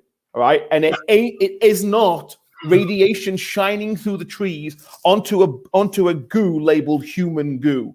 Yes. Right, like even that requires manipulation of elements to get to the position you're in, which requires a large mathematical equation beyond imagination. But you want me to razor away God from this equation and the other equation? It's so wild. It's mythology. Well, I mean, I remember 20 years ago they were saying, "Yeah, we're gonna replicate this process in a laboratory any day now. Any day now, we're gonna replicate this process." It hasn't happened. Yeah. No, Wild Heart 666. I am aware that there was no life, no trees before life. It's just a joke. But this is and I use the point here by the scientist that perked my suspicion of this mythology for by the way, our view counts have really gone down since I banned all the trolls. I think I might release release the ban on them, but please. It would be fun. We could do some troll replies, but the I can't remember his name. He's a microchemist and he builds nano machines that go into human cells and cure cancer and things. Oh, what is his name? Shitting hell. But anyway, he has a name, and he was on that Unthinkable podcast. Oh yeah, Christian, yeah. And he was on with another chemist, and he was saying, "Oh well, we're this close to finding a natural example for the origin of life." And he makes the point, "Well, I hope you do, because that just proves how magnanimous God is." Yes, it proves design. Yeah, yeah. You think, well, okay, like this is the thing, right? Whenever someone says there's a natural example, there's a natural explanation for something, it's like, well, yeah, obviously. Like, how bored must God be to manipulate everything with supernatural occurrences? Do you know what I mean? Like obviously everything that is in the universe is going to have a natural explanation because it's made of natural material. Like there's a great line in the Game of Thrones where she says to Brandon Stark, "Well, are you going? Or don't you pray to the gods?" He says, "Well, they never reply when I talk to them." And she says, "Well, the wind is blowing." He says, "Well, that's just the wind." She says, "Well, how else do you expect the gods to communicate with you?" You know? Not that I'm suggesting that God makes the leaves blow and give you the justification you need to go and, I don't know. Well, that reminds me of the old joke of the man stranded on the rooftop in the flood, and he prays for God to save him. The three men in boats come by, and he drowns and goes to heaven. Yeah. No, I mean, obviously it's not. We're not making that argument, but how else do you expect existence to continue from an original natural event? It's like, well, duh. And I mean, in fairness to the guy who was on the channel, he did say, "I have no objection. I'm an atheist, but I have no objection to saying that maybe God set everything up and then just turned on the light." And I think that's kind of the deist argument, isn't it? Really, it's like, well, all of this stuff exists, and I just kind of the prime mover. I just push the first domino, and I'm done here. Yeah, yeah. Well, effectively, and then just goes off to I don't know, make the multiverse or something else. I'm not entirely sure what. God's retired, I suppose. But you see a lot of like atheist. I still think Marvel is to blame for a lot of this. This kind of, we're going to introduce a bunch of scientific terminology that doesn't really make sense, like quantum physics, and there's this quantum realm and all this kind of stuff. And I've heard atheists use the word quantum realm. Obviously, they don't mean a physical geographical location, but you know what I mean? Like it's introducing this really watered down nonsense. I know you've never agreed with me on that one. Well, no. I mean, there's been pseudo scientific hokum in pop culture for as long as there's been pop. They've always used black holes and other dimensions and crap like that to explain away as plot devices, basically. But this is another thing I was thinking of recently, because I think the phenomenon of new atheism is well documented. What I think we haven't really gone back and made the account of is pop nihilism, which of course tracks very closely to pop atheism. But you mentioned Marvel, so I was thinking about that scene in Batman v Superman, which I never saw, but I made a video about it. I never saw it, but I made. Look, you're talking to a film student. You think I watched every film I ever wrote about? But yeah, so at one point they brought on Neil deGrasse Tyson to explain how the universe has no purpose, and there was a time of like that and like Rick and Morty and all that stuff, where hopefully that's you could stick a thermometer in that. But yeah, I mean that has to be talked about as a phenomenon, that this was being peddled as product to young people. And that's so, yeah, of course, the same sort of pretense of being superior. Oh wow, now I'm talking to Black. Talk about nihilism, and now I'm talking to the inky void. Yeah, and welcome to the black hole. No, you're absolutely 100% correct. It seems as though, I'm not sure if it's been a large-scale drive against something like Christianity, or it's been an attempt to fill the absent void of Christianity. I don't know. I can think of arguments and evidence for both sides of that. Yeah, what I want to say is that there's always that element of almost, for lack of a better word, machismo. It's yes. I don't have the comforting illusions of religion to help me. I'm raw dogging reality. I'm see reality as it is, and I'm up to the task. Whereas you need your comforting illusions. Yeah, I had a conversation with one of my good friends a couple of days ago. It's a guy that comes on my other channel as a sort of permanent guest, not permanent but semi-permanent guest. And he was. You have a YouTube life outside of what you do with me. You're going to be on it as well. Yes, we're scheduled. The marker, we're having the abortion fest. It's going to be a grand old time. Don't let me forget. I need to tell you about that one. But anyway, and we were talking about religion, and we very rarely talk about religion actually because it's not one of his areas. And he made the point about people moving away from religion because there are now substitutes for religion in terms of comfort. And I says, and my reply to anyone who ever makes this argument is, I think you're overestimating the argument that people turn to religion for comfort, because it's just simply not true.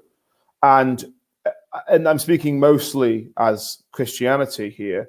People don't turn to Christianity for comfort. And I think the reason they make this analogy is this crossover is because older people turn to Christianity before they die in their latter years. Therefore, they're doing it because they don't want to be scared of death. Well, I don't think that's sustainable. I don't think anyone who was a real smart person, because they're usually people who are learned and academics, would turn around after 40 years of postulating that there was no God to just turn around and go, oh, there's a God, and not be aware that if there was a God and they went to heaven, just saying there's a God wouldn't get them in. So it's nothing. I don't think that's the reason why. I think people turn to Christianity because they slowly learn that the truth of Christianity, and they are happy to say that there is something in this. And I do, and I'm in that position. I've been in that position for years. In fact, when we first started, I was more atheist than I am now, and more Christian. I have since lost both of those titles. I am no longer a Christian, and I'm certainly no longer an atheist. But there's this wild idea. You have to be that guy, don't you? You can't box me in with your titles. I'm an enigma. I am the original. I am prime edgelord. That's what I am. Edgelord Prime. I mean there are lots of large assumptions made in our cultures about religion and about Christianity, which just simply aren't true. And it seems no matter how much you try, it never seems to make a damn difference. And I wonder if it's because public figures aren't really addressing it properly. Like someone mentioned Douglas Murray in the comments, and even Douglas Murray's approach, I think, is quite good, but he's not doing. They don't do it enough. They don't lead with it. Everyone they just say, well, as a Christian. I mean, Douglas Murray doesn't say that because he's not a Christian, but as a person who was brought up in a Christian world, these people take it as read that Christian thought is the underpinning for the entire civilization. But I will talk to my friends, my good friend who's an atheist and my friend I just mentioned, and they won't even assume that that's true. Mm. So it's not effective as a truth statement at all. You don't get taught this at school. I learned this in the past 5 years, but this is among historians. It's pretty well documented. It's the consensus among historians that Christianity led to the rise of most of the European countries, if not all of them, of the Anglosphere. So I'm not entirely sure why we still aren't publicly aware of this information. And I speak to more people than most people do, because I pubs and things, and I still very rarely meet anyone who knows the information that I know. And I'm not a smart person. I don't read, for God's sake. There are people out there who learn, and they still just don't know this information. I find it baffling. Well, I mean, even in public schools, long before New Atheism, they were teaching kids that the church taught that the Earth was flat, and people thought that when Christopher Columbus set sail, he was going to fall off the edge of the Earth or something. So that was, I mean, that people have those kinds of misconceptions that I lost my train of thought. I mean, what was it? The conflict thesis, basically, that religion and science are in conflict. Yes. And I mean, we've kind of talked around mostly about people not understanding science and people not understanding the history, but the theology, people really don't understand theology. And this is bizarre. I mean, a lot of religious people don't understand theology as well. I've had conversations with priests, and they don't. They don't really know much about theology, or it runs very thin on them after a while. But I wonder if that's just because they live it and they can't be bothered to actually talk about it, particularly very much. And practicing Christianity isn't the same as theology. Yes. I mean that it's an obvious thing. I mean, studying the philosophy of science is not the same as being a scientist. Yeah. So that's obviously going to be a distinction.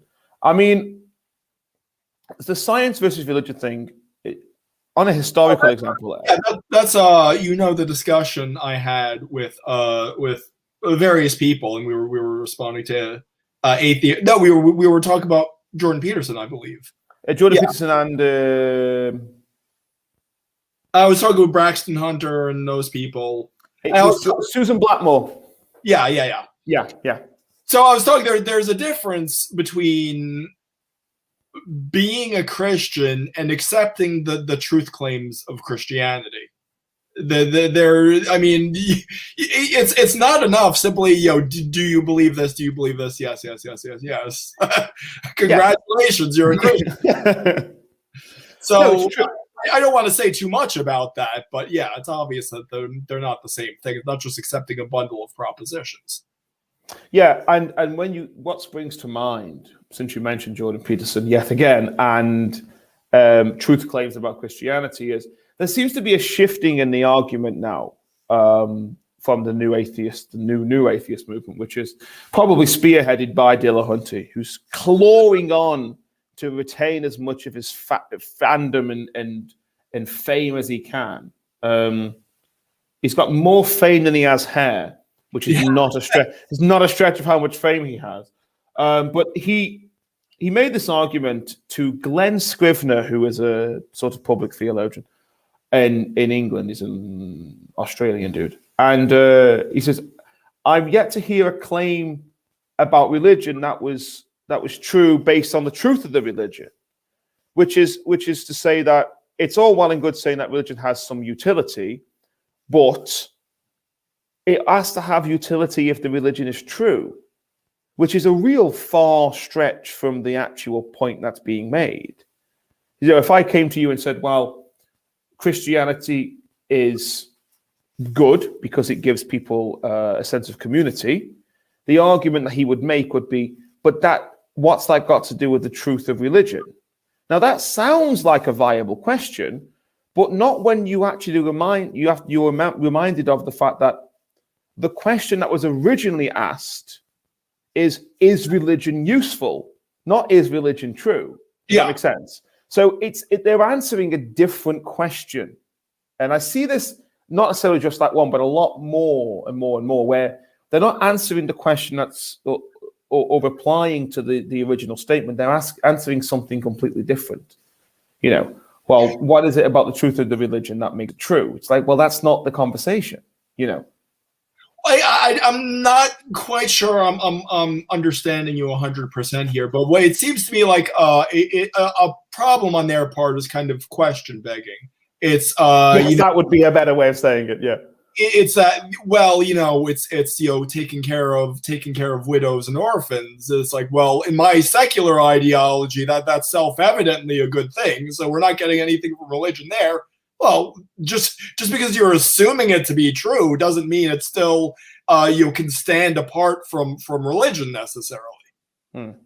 Yeah, and it's weird because I think this comes down to the fundamental inability to decipher between religion and theology, or religion and anything else, or even to work out what religion is. Because, like I said, it's religion equals God, nothing else. And if you can't justify the existence of God by saying religion is true, then you fail to prove the existence of God, because that's the only thing that they care about. Which is why people don't engage in the argument anymore. You will not find. One of my good friends said, "Oh, I want to debate somebody on the existence of God." I said, "You will not find a religious person who will ever touch the question, is God real? Because the argument is over within one word, and that's yes as far as they're concerned, and no as far as the other person is concerned. It's a dead argument. It's dead in the water. You will never be able to prove that God is real to these people because they're not working from the same set of assumptions. Their assumption is everything that is real is only real if it's provable. I mean, first of all, that is a woefully poor logic to philosophy to follow, and I could go on. I will go on to that. Well, I mean, I think you're saying a bit too much there. I think as a matter of practicality, you're probably not going to have much luck, but people do get convinced.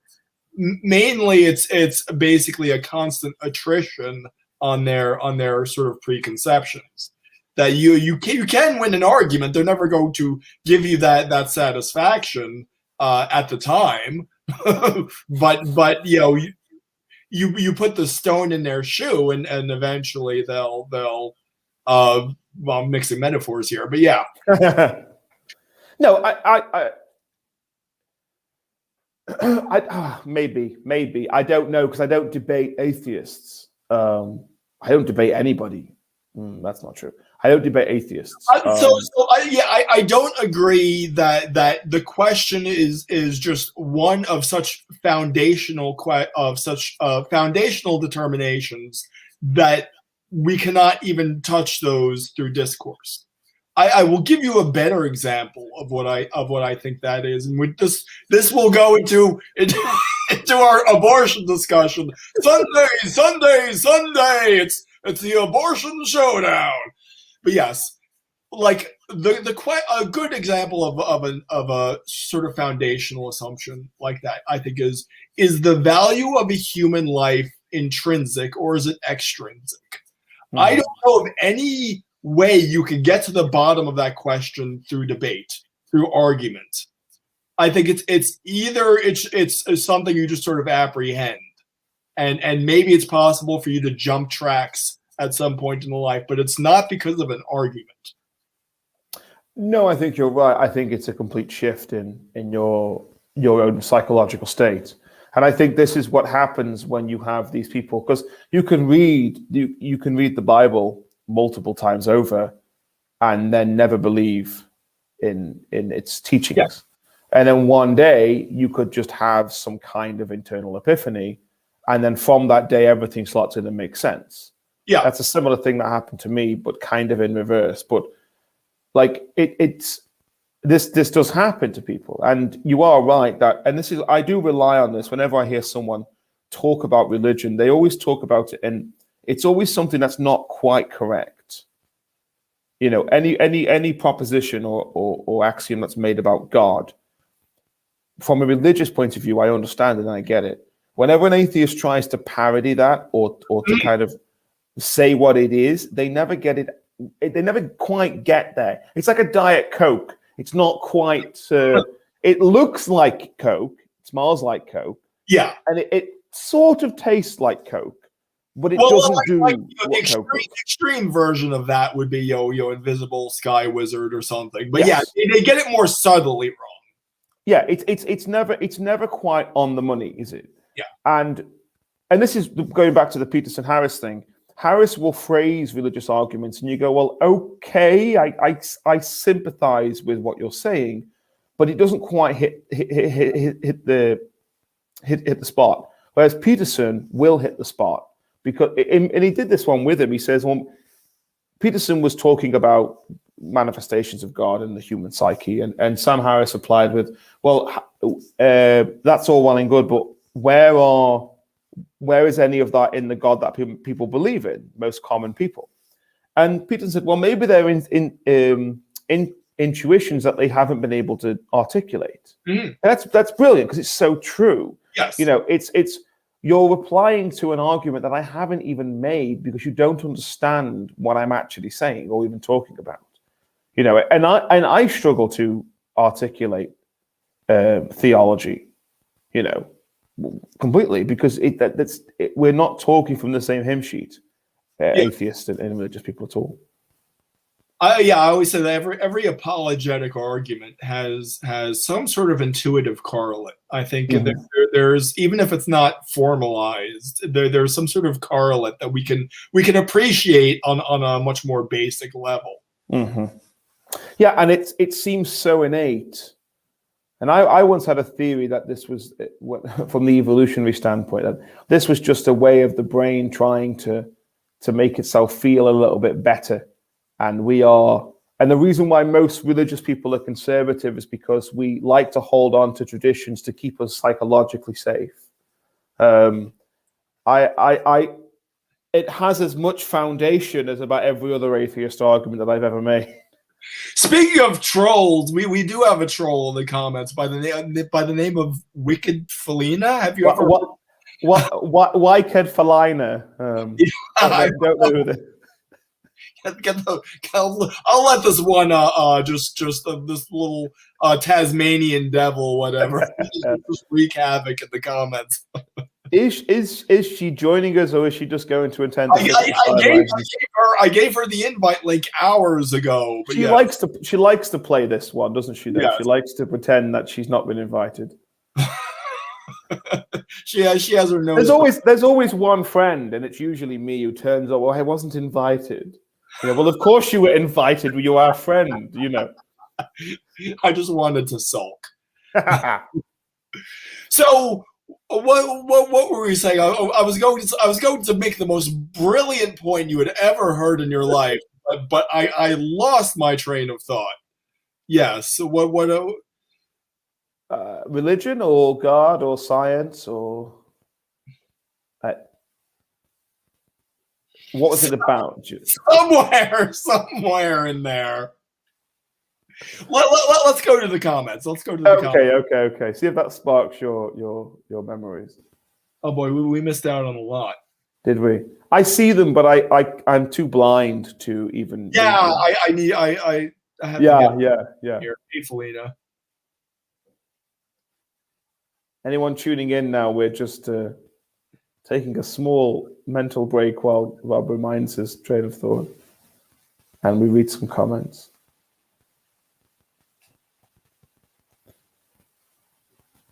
And she's already talking about her vagina. Even that word makes some men uncomfortable. Dillahunty is insufferable in the know if he does badly in debates. Well, I don't think calling his callers idiots and hanging up on them are the actions of one who believes he's winning an argument. Do you know? Like I think of him. I think of like those. You know, like those like weird like Hollywood stars who come up just for being like a like, you know, a Tom Green or something, and you see them a few years later and they're still trying to hang on to celebrity. It's like, That's it. Like, literally all he is. He had yeah. his big gig was where he did the on the stage with Jordan Peterson thing, and like he managed to run a couple of verbal rings around Peterson, which really isn't that difficult, to be honest with you. He's not a debater. He's a lecturer, you know.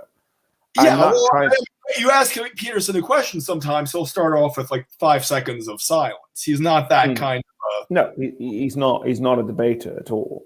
It'd be interesting to see him go against someone like Ben Shapiro, because I think Ben Shapiro wiped the floor with Sam Harris on this conversation. Have you ever seen that one or heard it? Well, what was that? Harris versus Shapiro on God a while back. 2-3 years ago. I may have seen clips of it. Well, Harris was just way out of his depth. He had to turn to Eric Weinstein at the time for advice on how to deal with the argument Ben Shapiro had given him, you know. And that was poor because Eric Weinstein is also out of his depth when it comes to theology. The Weinstein brothers really kind of wind me up, you know. They kind of just latched on to the Peterson-Harris phenomena and tried to get famous out of it.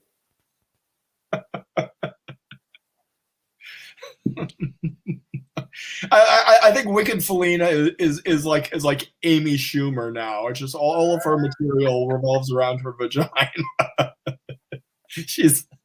By the way, I thought that was a joke. I thought that was a joke with the Amy Schumer. I thought people were mischaracterizing it somehow. So I saw a bit of her comedy. It's all just about her vagina. Yeah.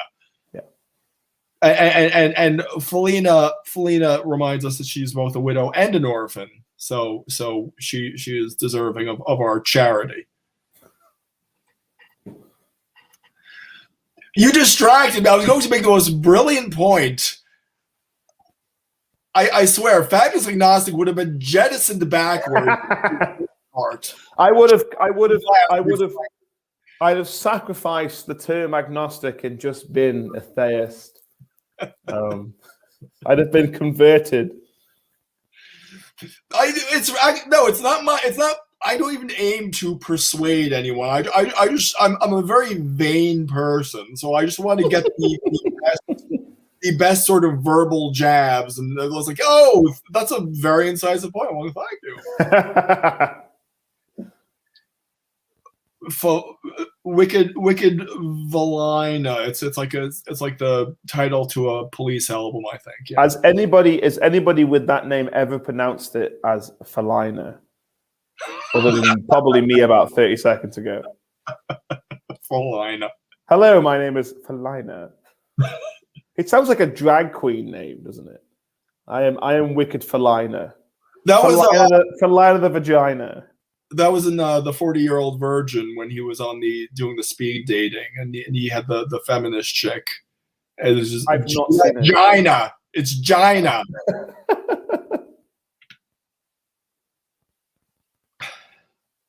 Anyway, where I lost it. Well, we've probably done religion now. We've probably done the. I don't know where we can even go now. I didn't come with an agenda, which I normally do, so I had to feed off you.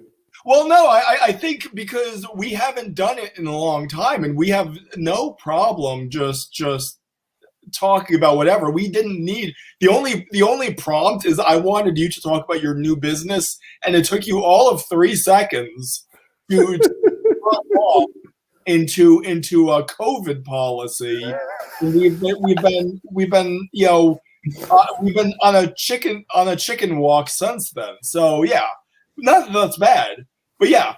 So me and Fabulous here are planning, and we were planning it back in December, and promised. I was like, yeah, we're gonna get this up and running by Christmas, and so we never didn't even come close. So yeah, so we're hopefully have like a weekly show that's not just based on our shining personalities. We're already experimenting with the marketing. I actually coached him on how to take a photograph so that he's taking. So when you see the thumbnail to this video, that is we're trying to go for the intelligentsia. Of course, yeah.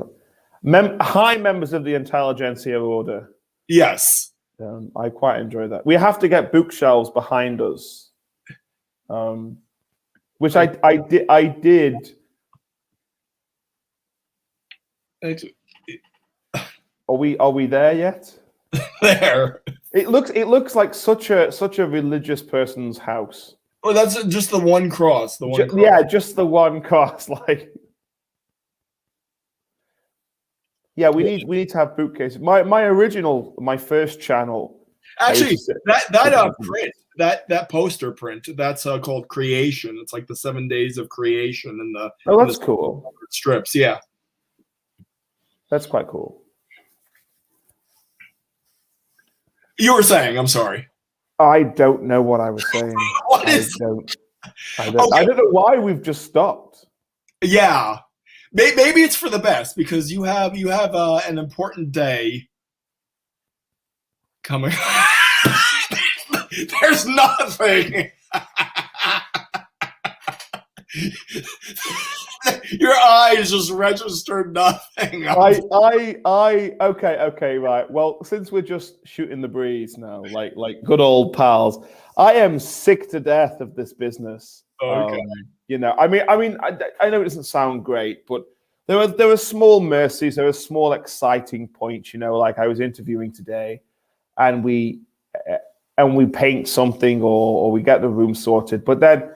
Like tomorrow, I have to go and get loads of stock and loads of different things, and it's like it just never ends. And you go, well, duh, it's a business. No, I've had business before, and I never felt this exhausted by it. And I think COVID has been one of the major driving points in that as an issue. Because, well, I say COVID, it's the kind of response to COVID, hasn't it? That's been a major problem. So, I mean, we'll get there eventually, and hopefully, we'll see. You'll see my new venue, and I'll be busy all the time, and I'll be really happy to talk about how amazing my new bar is, and whatever. But yeah, I could plug the new channel. I started a new YouTube channel called Trust Me, I'm an Idiot. It only has 2 videos.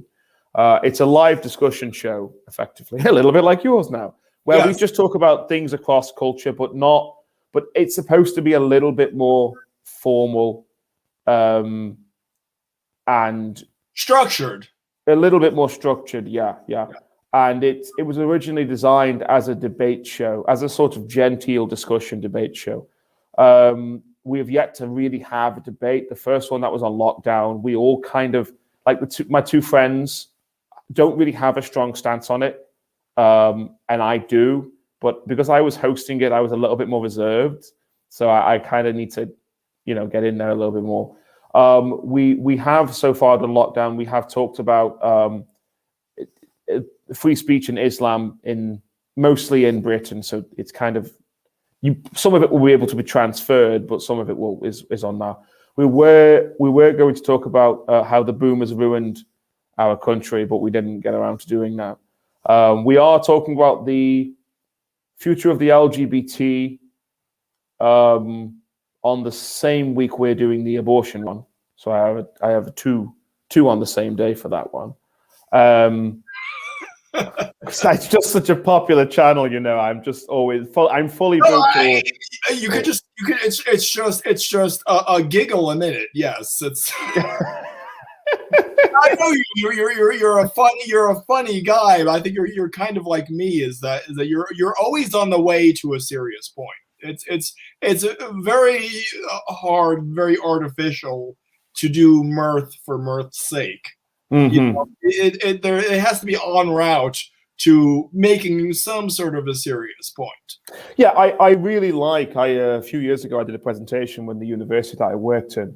and it was about engaging with students because I'd just been a student, and it was quite well attended. And I said, if everyone just has a good time, at least I feel like I've succeeded in something. Yeah. And a very senior member of the university came up to me after. I didn't know he was a member of the university at that level. I just thought he was a lecturer. He came up to me afterwards and said, well, you succeeded. I really enjoyed it. But it had a hard edge to it as well.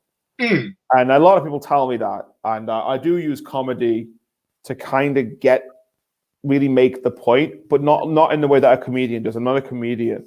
I kind of use it to soften the blows and keep people interested in the topic. But it's the hard edge that I want to suggest. But this week we're doing the Black Lives Matter movement and homophobia in football in England. That's what we're doing next Sunday. Tomorrow we're not doing a show because I need to get ready for we were going to do a discussion about the future of the LGBT tomorrow, but that's been moved because one of the guests couldn't do tomorrow, which benefited me because I needed to. Time job for you now. I'm not impressed. You never told me about the channel, so yeah.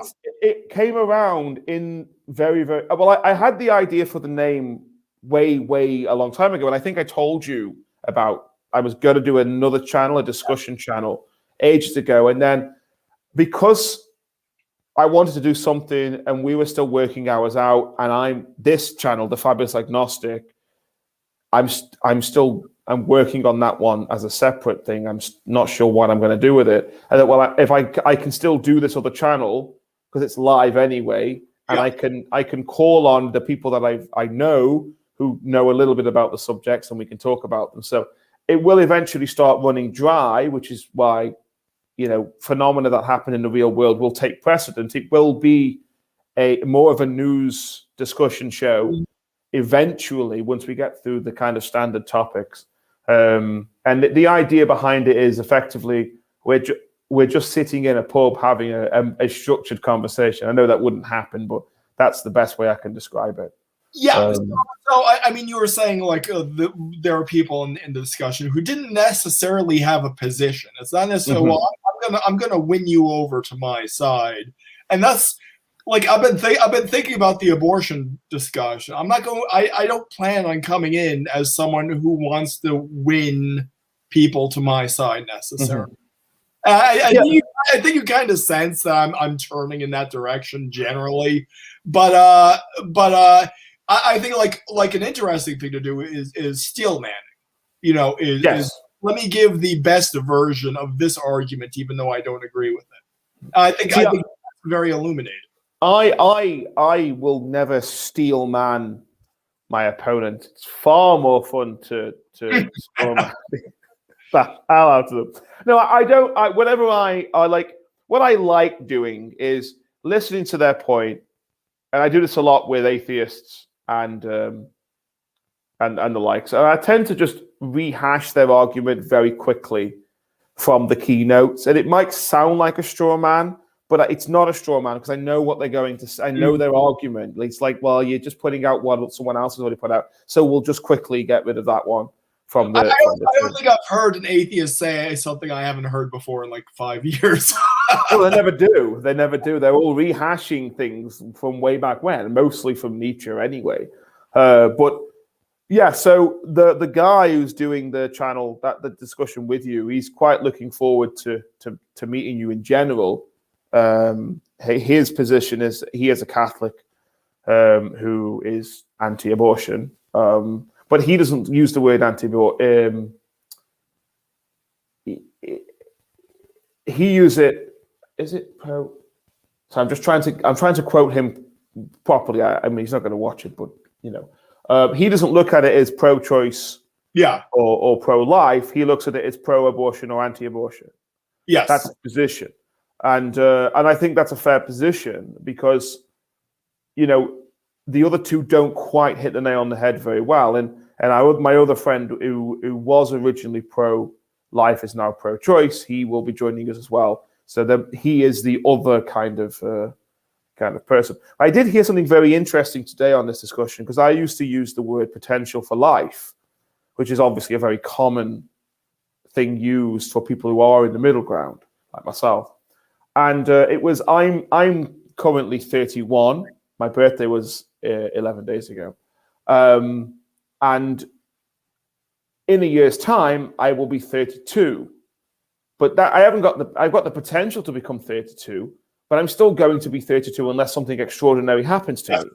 You know, and I thought that was really good, and it was a good way of saying that we should probably stop saying the potential for life when it comes to abortion, because it's not the potential for life. It will be life. It is life to some degree. And one thing that I think is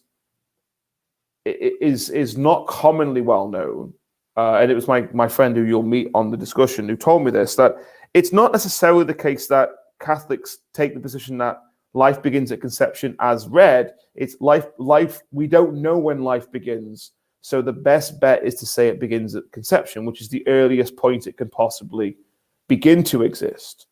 And I'm slowly becoming more and more anti-abortion, which we just want to control women's bodies. Well, this is the thing. I actually have.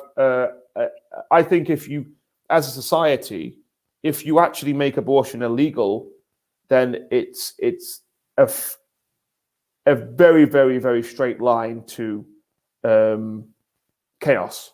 Yeah. I do believe that. I think if you remove a woman's right to have an abortion, then you're really meddling with something that's way out of your depth. Well, let's not let the meta discussion become the discussion.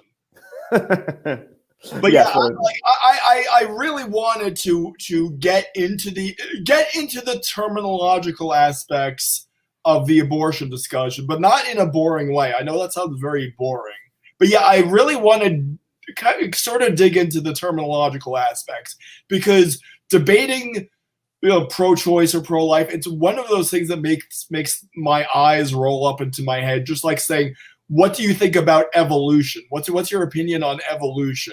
It's like, oh, are we doing that? It is. We need to break it up into littler chunks, because the terms are so loaded, you know. Yeah, they are loaded, and I mean, I don't come at abortion from a religious point of view. I never have. I don't come at anything really. The only thing I come at from a religious point of view is religion. You know, like it's God. Yeah, and even then, I touch on science a lot more than I do religion or theology. So when it comes to abortion, I haven't formulated my opinion based on religion. It will probably feature at some particular point, but it's mostly science. Yeah, because that's how I want to formulate my argument. I have no problem with people formulating their arguments about religion. I've said this to you before about the LGBT thing. You know, if someone were to say, well, homosexuality is a sin, and they say, well, the Bible says so, I'm like, well, that's all you've got. You don't have to go any further than that. I'm not going to argue with you if that's what you believe, because you're not going to change, and that's your justification for it. But when you start then talking about other things, it's like, well, if homosexuality was a sin, you would only need to rely on that one part. It's just the Bible. That's all you've got. You can't use science, because science doesn't work in sin. That's not how it works. Yeah. You know, it's a different measurement, you know. So it's the same with abortion. I don't use religion to talk about abortion. I use science. And one of the things that I've very, very recently learned about abortion is the point.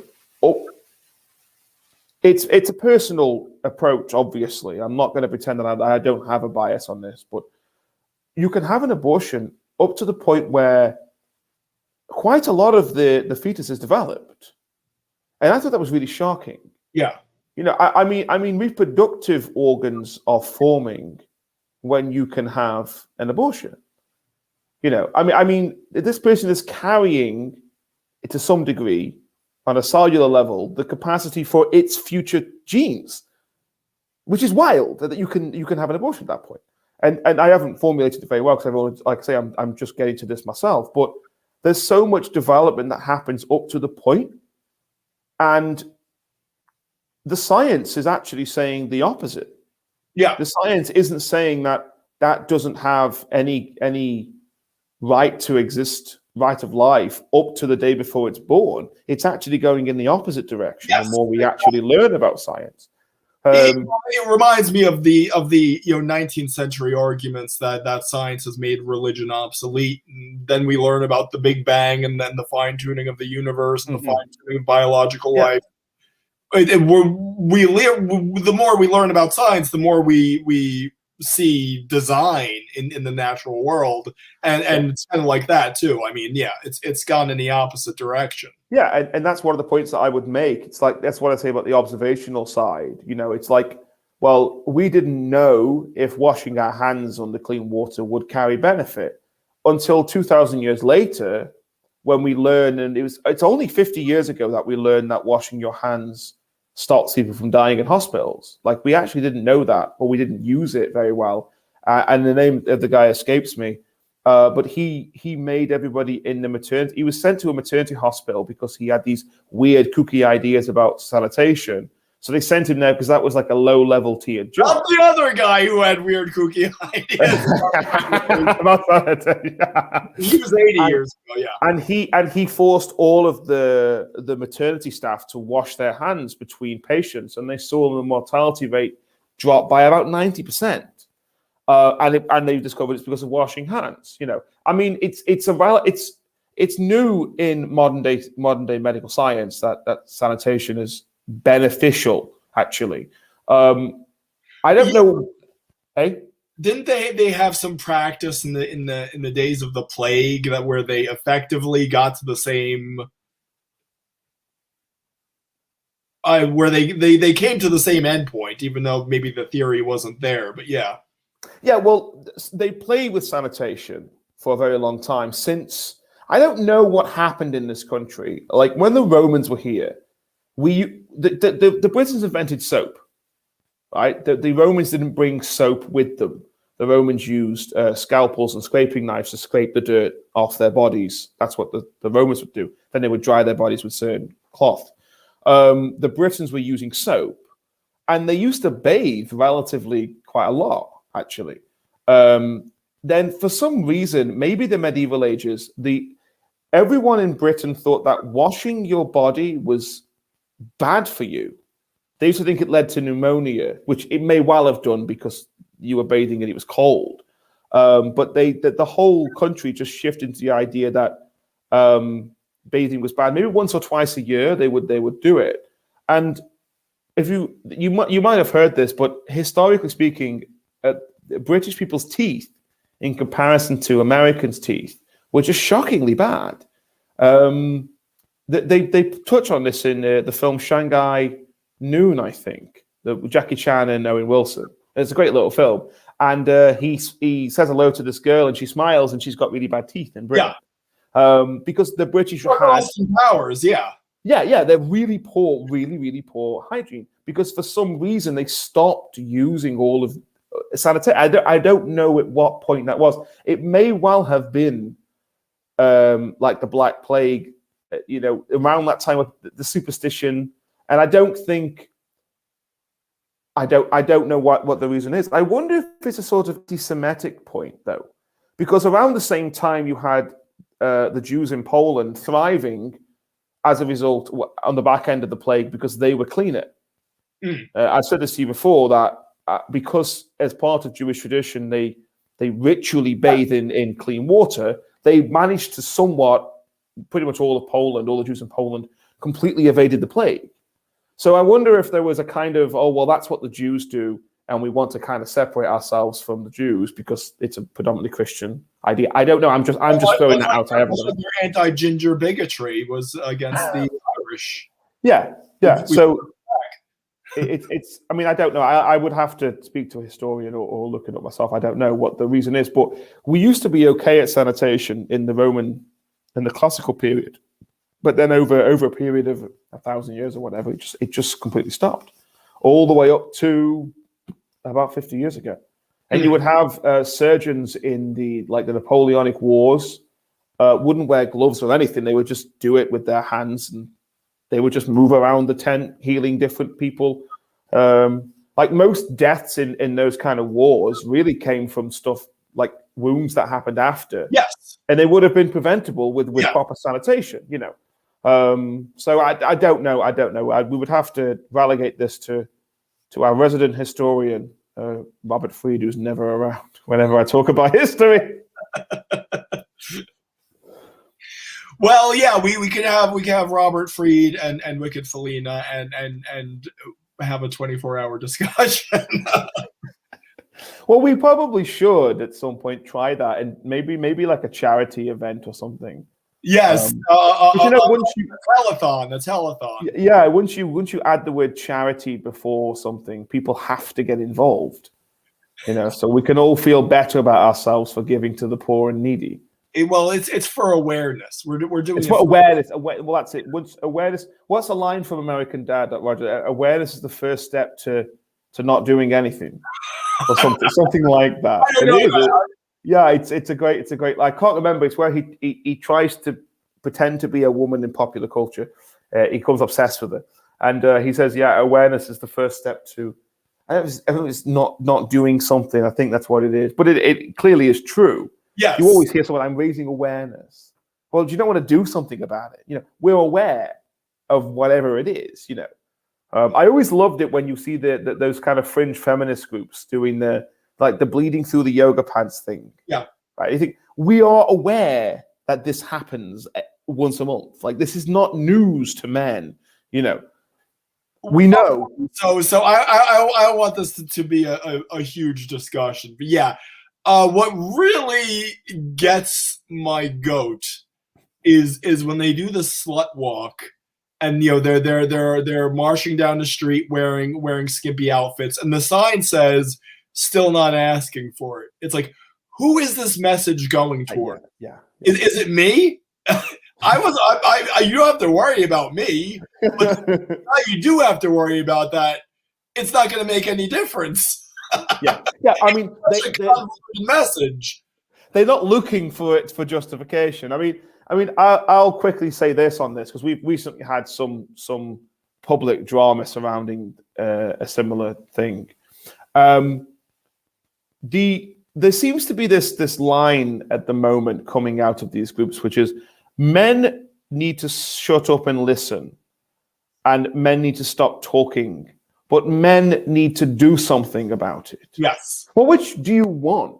I can't talk about it. I'm supposed to do what you tell me, but I have to do something as well. But I can't discuss with you what the most appropriate way of doing it is. And I actually asked people that I know, women, I said, "What is it you want us to do?"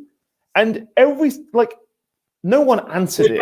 They've got nothing. The answer is nothing. Nothing we do will make you, because if you don't feel safe, that's a frame of mind, because danger and feeling about that you're in danger are not the same thing.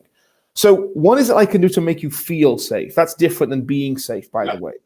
And the answer is nothing. I mean, I have answers to these questions. I know exactly what we need to do, but I can't share that with you because I'm a man. So I have to just sit there and go, "Oh, I am a rapist, obviously." Like, what kind of, it's this, is it self-flagellation they want us to do? Do they want us to say, "I am a potential rapist, I am a potential rapist"? I don't know what it is they want us to do. I really can't see it. And they then start talking about structural problems, and you're like, nobody is taught that doing this is a good thing. Like, no one sits down and says, "Son, this is how you must treat a woman. You have to," I'm not even going to say, but this just doesn't happen. And we used to solve this problem, right? Chivalry. Yeah. We had a watered down version of chivalry, but that was patriarchal. That was the symbol of the patriarchy. Here's another one. There used to be a vetting process for women to meet men, courting. Yes. What would happen in the 18th century is a man would approach the woman's family, say to her parents, "Can I court your daughter?" And they would chaperone, and the man would constantly keep an eye out for safety, and the wife would ask them stupid questions to see what they were like. The man would have to put himself in a position to prove that he was worthy to court this woman, this young woman. That's all gone. That's patriarchal. That's oppressive. That's a problem. Boys, working out for themselves what's wrong with other boys is now not allowed. Boys push each other in the playground. Well, that's not allowed. That's toxic masculinity. Well, you're telling me something that I no longer can experience and work it out for myself on things like the playground. I'm not about. This is an extremely Petersonian point because we're expected to abide by the rules without knowing what the rules are. What the rules even are. We can't work them out. Like this is. I'm going on the Louis C.K. thing. Children don't say sorry because they know it's wrong. Children say sorry because they're scared of being told off. Yes. Okay. The reason you develop empathy is because you see pain in other things, in other people, right? So if I push somebody on the playground, there's two responses to that. They might cry, and I feel bad, or they push me back, and I understand how hard I pushed them in the first occasion. And I won't go into the Petersonian thing about the rats and big rats wrestling smaller rats. The smaller rat has to win so many times for them to even do it, because that's obviously true as well. But we're not learning anything, and we can't even learn because we don't know what the things are that we're doing wrong. We just know it's wrong. So we're like, okay, that's wrong. I guess we won't do that. But we don't learn anything. And if you taught young people, young men especially, like the chivalric code, then men would be like, yeah, we're going to do something about this. But they do not. If you don't not taught it, and then of course we can't talk about it. We can't put our 2 pence in to make our societal environment safer. So we just walk past it and don't do anything. And then we're told not all men, but all men have got to do something. But equally, all men have done nothing and therefore have done something to contribute to the problem. They make this really pernicious claim, which is all men have allowed this to happen. Well, no, we haven't. It's the same thing with white people. Yeah. Well, I haven't. I have never let someone get sexually assaulted. Yes. Never. I never would. Whenever I know about it, I'm like, you need to tell me who this is. Like, so I can go and do something about it. I'm not going to go beat him up or anything. But at the bare minimum, you need to say, you can't do this. So it's just bizarre. It's this bizarre, weird ideology. I tell you what it is. It's ego. It's ego. It's I have the answers and no one's listening to me screech from my blog. So I have to it's time for men to stop talking. I mean, we have footballers coming forward, saying it's time that men started to listen. We've been listening for 20 years and we don't know what we're listening to. Yeah. We have no idea what we're listening to. Because I ask people, what is it you want me to do? I'll do whatever. If you want me to cross the street, okay, it's not the end of the world for me, I'll cross the street. And then they start, I mean, this wasn't an actual real thing, but someone proposed a curfew for men for 8 o'clock, right? And you go, well, okay, that's obviously not going to happen. But people talked about this like it was a reasonable proposition. Yes. And you're like, you know what will happen if you remove the amount of people on the streets, right? You make it more prone for people who are bad to go out and do crime. Because you no longer have men as protectors. There was nobody around to stop this from happening. You know what I mean? Like, it's just weird. It's just so weird. You've just described every liberal policy. It always backfires. It's always has unintended consequences. Then it's worse. It's completely weird. I could, it's like, and then even just for saying it, they're like, oh, you're victim blame. I have never ever blamed any victim of any crime on the person who did it. Like, if you commit a crime, that you are the person who's done it, you're the person in the wrong, right? I hate blame society. We live in a blame society at the minute. And it really winds me up that anyone would blame anything on anybody else. You do your own things. And you are the person who reaps the responsibility, the benefits, or the negative consequences of what you've done, right? Nobody else. If you do something wrong, that's on you. I don't blame anybody for anything. It's the individual that does the right thing or the wrong thing. So this is going back to the slut walk. So yeah, when you hear them talk about it, their message is not targeted towards the rapist who would not be persuaded by a sign that says still not asking for it anyway.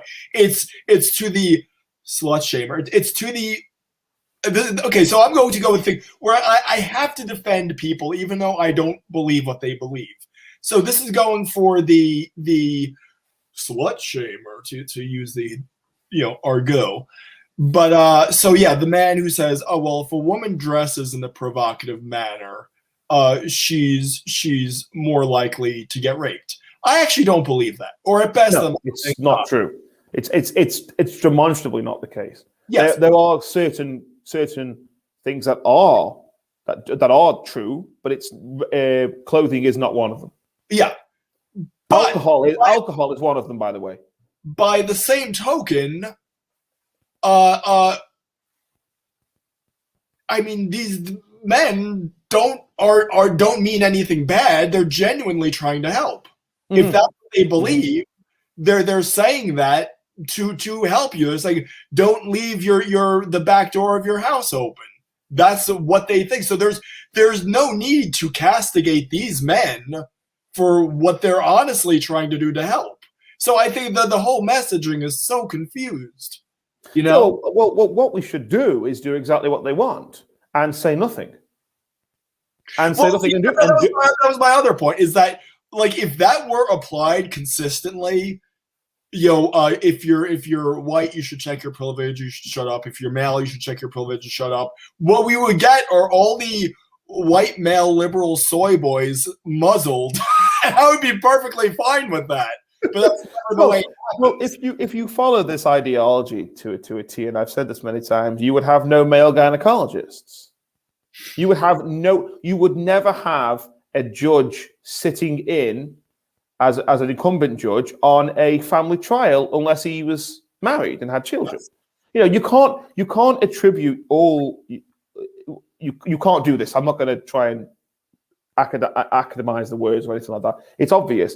If you start that kind of philosophy, nobody is allowed to say anything that's about anything that they aren't, and you will not be able to sustain that because there were police. Oh, I'm sorry, I'm a police officer. I can't get involved in this because this has never happened to me. What kind of stupid philosophy is this? This is not how you organize an objective way of doing things. Like crime is crime. There's no way around that. And they chastise the people who they want to do something about it. Yeah. Like as a mechanism of persuasion, like I can't persuade you to do something if I start from the premise that you are the problem. Yes. Like I'm supposed to say, oh, by the way, there were people out there that are doing bad things. Can you help us to stop that from happening? And I say, yeah, of course I want to do that. Well, here's what I'm prescribing. And then I get to say no or yes to those measures. Like my measures for preventing it, I think are far better than men just being aware of it. Because their argument, I don't like men should be more aware that women feel uncomfortable. Okay, so what do we do? Hold a sign? Don't worry, girls, I'm not a rapist. That sounds like something a rapist would do.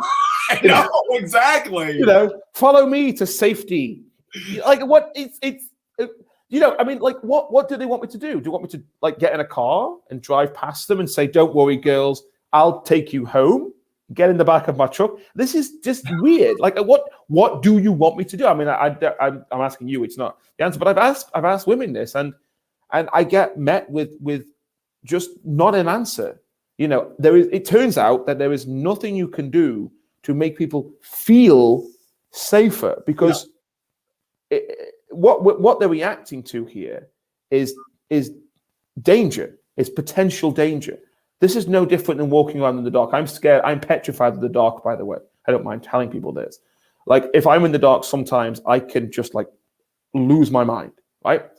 But I like, that's a feeling, okay? Now, the fear is that something is in the dark that's going to try and harm me, okay? It's a very similar thing. Like, if I'm walking down the street and I think someone's going to attack me, like, the fear is the person attacking me. I have to either address the fear. You can't say to somebody else, oh, that's your problem. You have to do something about that, because it's a feeling. But if you say to me, I want you to help me reduce the amount of sex-related crime, I'm totally on board with that. I will help you to reduce the amount of sex-related crime. And guess what? None of my solution is about women. None of them. Right? I take the Candace Owens approach on this one, right? It's a problem that's for men, and I agree with that. Like she says, the problem is for black people, so she'll deal with it. And I think men can deal with it, okay? And it involves a chivalric code, right? It involves a bunch of other things as well, but none of it's to do with women, because women aren't the problem. Men are the problem. I agree with you on that one. But I don't agree with you that we should all join you in your circle jerk group to talk about and just do a bunch of man bashing. It makes no sense. Where are we going with this? There is no practical application to what you're prescribing. And that's another thing that happens a lot on the left, on the liberal side of the left, the far left. The practicality of what they're actually suggesting is just not there. It's just not there.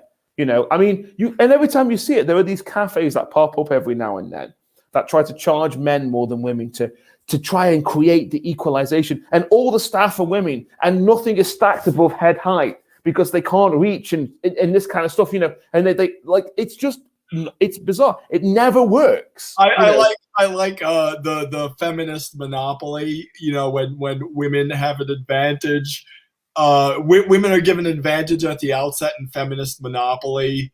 So it's really awesome when you as a man play a woman and still beat her. Well, this is the thing. Like, you don't.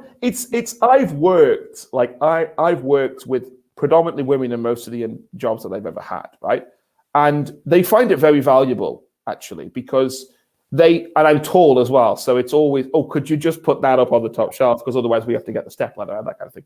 So, you know, where's the feminism there? They don't exist in the working classes. They don't. Because if you spoke to them, if like Miss Blue, MX Blue Haired spoke to, you know, Donna from the back of the kebab shop, they get told where to go. You know, whenever you see the contrast between these people and the working class woman, they get put in their place very quickly because it's not the state of reality that we're actually in. And all of the things that they'd say, none of them are practical, which is why I always, my ultimate question, my silver bullet, what do you want me to do? Yes. And the answer is always some eerie theory. Well, you need to start acknowledging your unconscious bias. Well, what's that going to do? Let's say it was true, and I went, oh yeah, I'm unconsciously a racist person. Like, I treat people differently because of the color of their skin, even if that was true in some weird sense. What's that going to do for me? Yeah. Like, what's that? I don't know. Do you want me to give you money? I don't have any money. None of this makes any practical sense. Have you ever seen someone on Facebook post that like boilerplate? And it's like, I realize that I, as a white male, have enjoyed privileges. It's so sad. I knew this guy back, you know, when I used to go to clubs and stuff. He was like the party animal. He would always, you know, had a big beer belly, and he was always like making jokes. And then I see him nowadays, and he's posting this you know, treacly, weepy boilerplate that he atones for his white. It's just so sad, you know. It is. It really, really is, and you see it so often with people like just. It's like, well, thanks for selling the rest of us out. Yeah. You know, like really, you really are not. It's just pathetic, isn't it? Mm. You know, it really is pathetic. And I wonder what the long line of things that happens to put somebody in that position. And I think it's like, I think it starts with the proposition that they themselves are a left-wing person. And most people are when they're younger, at least anyway. Mm. And I think they start this journey, and I started the same journey. And you put one toe out of line, and you're rinsed for it. And I put my toe out of line with the idea of heterophobia, which really didn't go down well on Tumblr, but no one told me where I was supposed to do my articles. This is when I didn't know anything about all this stuff. And it turned me straight off it, and I went completely the other way, and I was like, I'm not engaging in that kind of nonsense at all. But I've got friends who I know who have blogs where they talk about like female empowerment and stuff, and they're men. I think you know, it's like, what are you doing? Mm. You know, I think it's so weird, and I don't like laugh at them or anything like that. I just want to know what the long line of things is. You know, were you left wing, and then you started to engage in more stuff, and you kind of thought, well, I'm in now. I can't really shake the bushes too hard because they'll notice me. You know, but I want to be liked. I don't know. Yeah, I'm sorry. I don't want to cut you. This could be a discussion in itself. You've heard me use the term before, and this is my term. It's copyrighted, so if anyone wants to use it, it all goes back to this guy. If I can remember, if I can remember what it is now. No, it's the high price of cheap virtue. Mm-hmm. Is that I think it could also be very Petersonian too. Is that there's always a price to be paid for cheap virtue, and the price accrues steeply over time. Mm-hmm. So you said, how do these people get to this position? I think it's a really interesting question. I was thinking of the analogy just a few days ago. I was thinking like the kid who starts out stealing his mom's Percocets, and then a year from then he's hooked on heroin. He's injecting heroin. It's the same thing. You get led down a primrose path every step of the way. So how do these people who were liberals in the 90s, who were wearing their T-shirts that said "censorship is un-American," read a banned book. I remember my sister had a T-shirt. So read a banned book at all the books that were banned throughout history. Read it just to spite censorship. All those people nowadays are the most pro-censorship people you will meet. Yeah, well, it's because they have been left unchallenged for so long, and this is the problem with maybe not the right, but conservatives in general. Now, conservatives rest on their historic laurels, and when you meet older conservatives, you realize this. So, the conservatives are not as noisy as left-wing people. So what they do is they get older, they get less noisy, and they acknowledge that their lives are pretty decent. So I'm old, I don't care, I'm not going to go harping on about something that's nothing to do with me. I'm fine. Now, they're not paving the way very well for everybody else. So for years, they've gone, all these kind of whack jobs have been left completely unchallenged to dominate, take over a culture, even though our society is relatively 50-50 on the conservative to non-conservative point, more than even though the whack jobs are in a numerical sense a very small portion of the population. Very, very much so. They never the elected, as Jordan Peterson says, they're never the elected leaders of their representatives of their group, and you never find. I mean, there are voices within groups that are voices of dissent in their own group. The people I'm talking to with the LGBT conversation, which anybody, please do listen to that one when it comes around on the 25th. The people that I'm talking to are not like lefty liberal whack job far left people at all. They're all people who have actually done something that has benefited directly members of the LGBT. Yeah. One of them, my good friend, who's probably the most left-wing of the three of them, was involved heavily in a charity which gave young gay men housing, because that's one of the problems that happen when they come out. Some of them were being ostracized by their families. That's a big, like, a firm place to live and food and play. You think he won an award for this. Like, his name isn't in the media. Yeah. Another one who's a little bit more in the media is award-winning for his journalism for bisexuals. This guy's bisexual royalty, for God's sake. We never hear his name, And my other one is a trans friend of mine who used to sit on the Equal Opportunities Council for the council. The local government and the mental health allocation for finances. You never hear about these people, and none of them are conservatives at all. And they're all left-leaning people, and you never hear their voices. They are the people that are the elected people of their communities. And then on the flip side, you see all these blue check marks on Twitter, and I'm like, how did you get famous? What did you ever do? Well, this is the thing. I mean, all you have to do now is say a few sexy poetry words, and you're the in crowd. If you scream the right direction, at Boris Johnson or any of the above right-wing people, then that's good enough. That's good enough for me. He's got a blog. It's like, well, what are you actually doing? We have this now with all these people who are coming over bringing over from America the kind of BLM ideology. And they kind of just say things. It's like, well, what have you actually done? And whenever someone asks them that question, the answer is, we're deconstructing racial bias and structural. And you're like, no, you're not. You're not doing anything. You're doing nothing to benefit Black people in this country at all, right? And I don't know a lot of Black people. I know more Asian people, like Middle Eastern Asian people. But the black people that I do know say, well, my life isn't better or worse based on the BLM thing. Do you know what I mean? Like it's not influenced by it at all, you know. Yeah. And there are lots of black people who think exactly the same. They don't do anything for the community. Just like the LGBT has never benefited me. Like I couldn't tell you what, you know. I don't know, maybe because I'm got white privilege or something. This is the thing. You can say these things, and then all of a sudden it's because you've got something else, you know.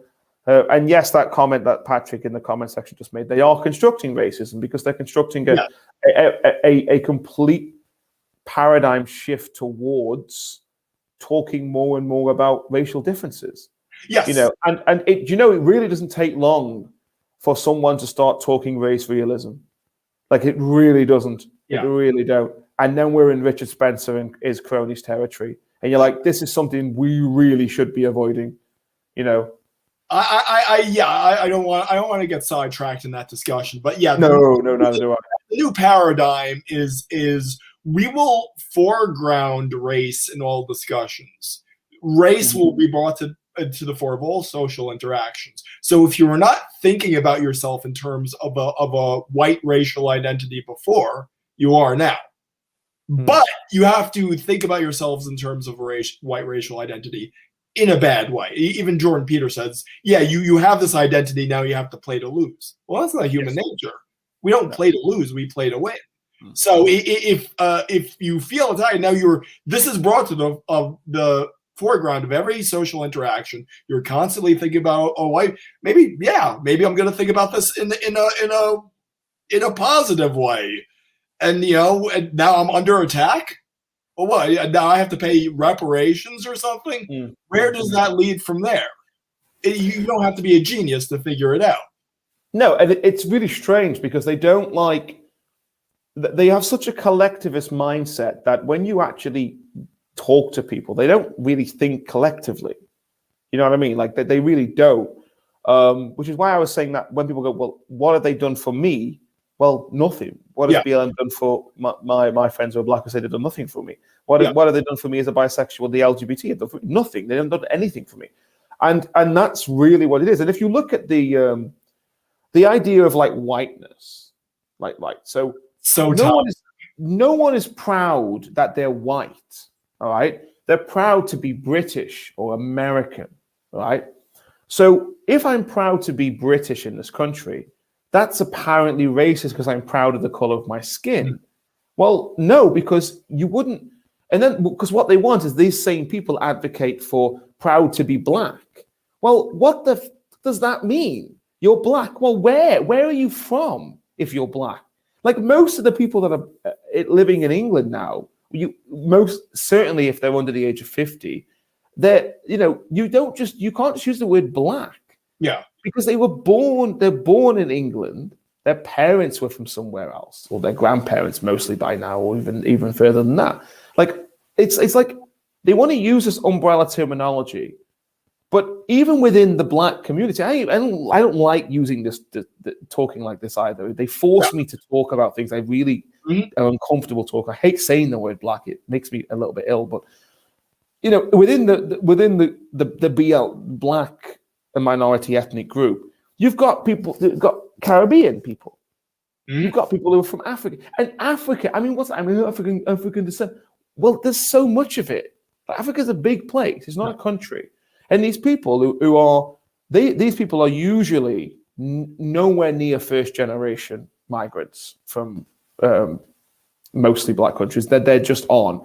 And a lot of them are just so indoctrinated by this idea, and their families have nothing to do with it as well, and they want to create this collective idea. It's black people and it's white people, right? And all the black people, no matter where you're from, to suggest that the Caribbean ethos of people living in the Caribbean is the same as any country, any select country in Africa, is just wild. It's just bizarre. It's just as bizarre as saying that because look at us, right? We're both white, and we both have different heritage behind that. Like you're Italian and I'm Irish, effectively, in my heritage. Your ancestors were persecuting my ancestors. Yeah. So it's like, what does this mean? We're using these words, and yes, obviously it's leading to segregation. That's the obvious practical term. But on a more philosophical idea, the grounding for this is so pernicious because it's so collective. Yes. And what they mean when they say white, they mean colonial, they mean British colonialism. And it's just not true. No one is like that. No one is colonial. The last colonial died 2 days ago. Right? The last person who had any of the colonies in him died 2 days ago. That's a great quote. That should be just the pull quote to this, this video. We should have more than 5 viewers with a quote like that. I really like it. I'm just going to have a little urination break. Okay. So yeah, my point. I sort of ruefully even mention this. It's kind of become my impression that a lot of this BLM mentality is based on a genuine Black self-loathing, and I see it when they'll take a term like "Make America Great Again" and they'll say, "Well, that's a racist dog whistle." Well, it's like, oh, so you hear America and you automatically think white people. You automatically hear something from which Black people are excluded. When he says make America great again, you interpret that as a racist dog whistle because of your own preconceptions. I hear people say the most vile, racist things imaginable, Black people, and then impute that as the psychology of someone else.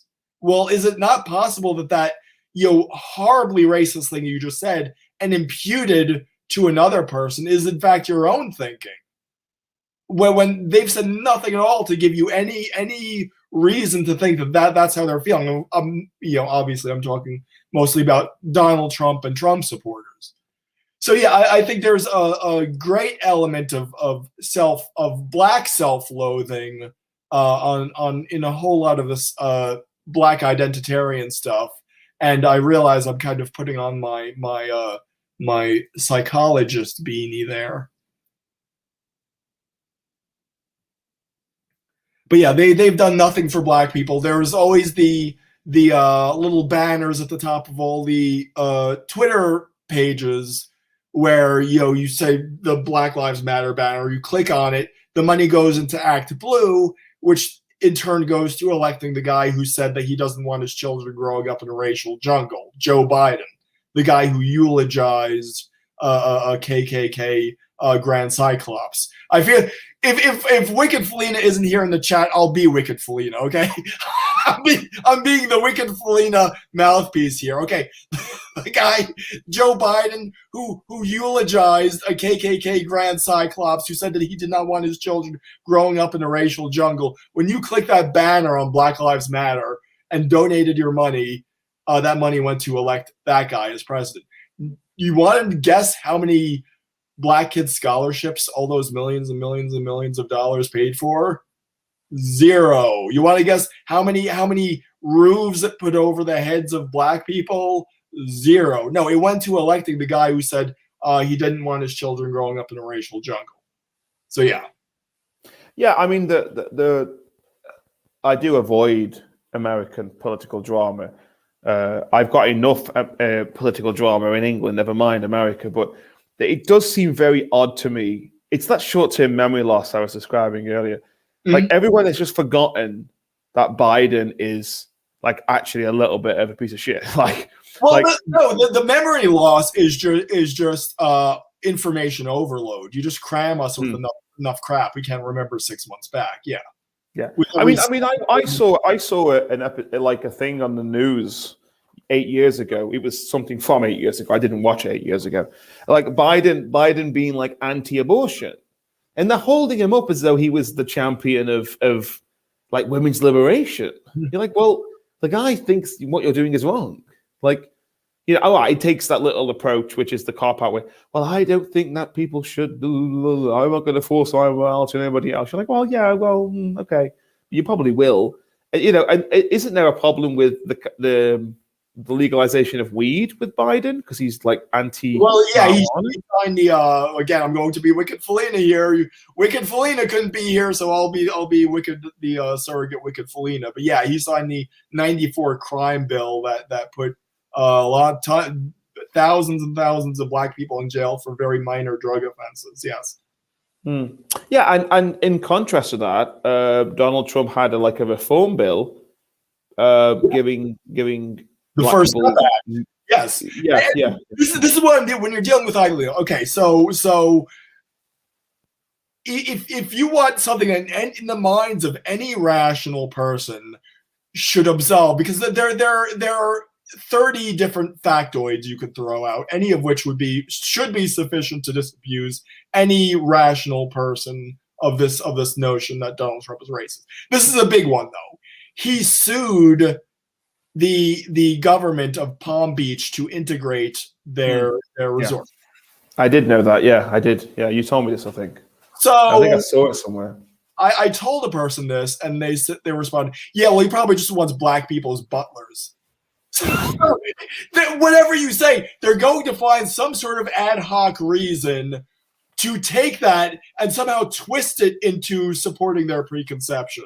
It's completely ridiculous. Yeah, well, I was having the discussion that we were having two times before this one with someone at work, and I said, well, these people, these feminists, they have an answer for everything, and he says, no, they have an argument for everything. I was like, that's so true. It's not like they don't have an answer. They have an equal opposing opposite argument that they think is good enough that it's a substitute answer, So you say something like, oh, I'm pro-life, and their argument is, so what you're saying is that women don't have any rights, or women shouldn't have rights. You're like, well, no, that's not what I said at all. And that's not an answer to my proposition that that life is precious. You know what I mean?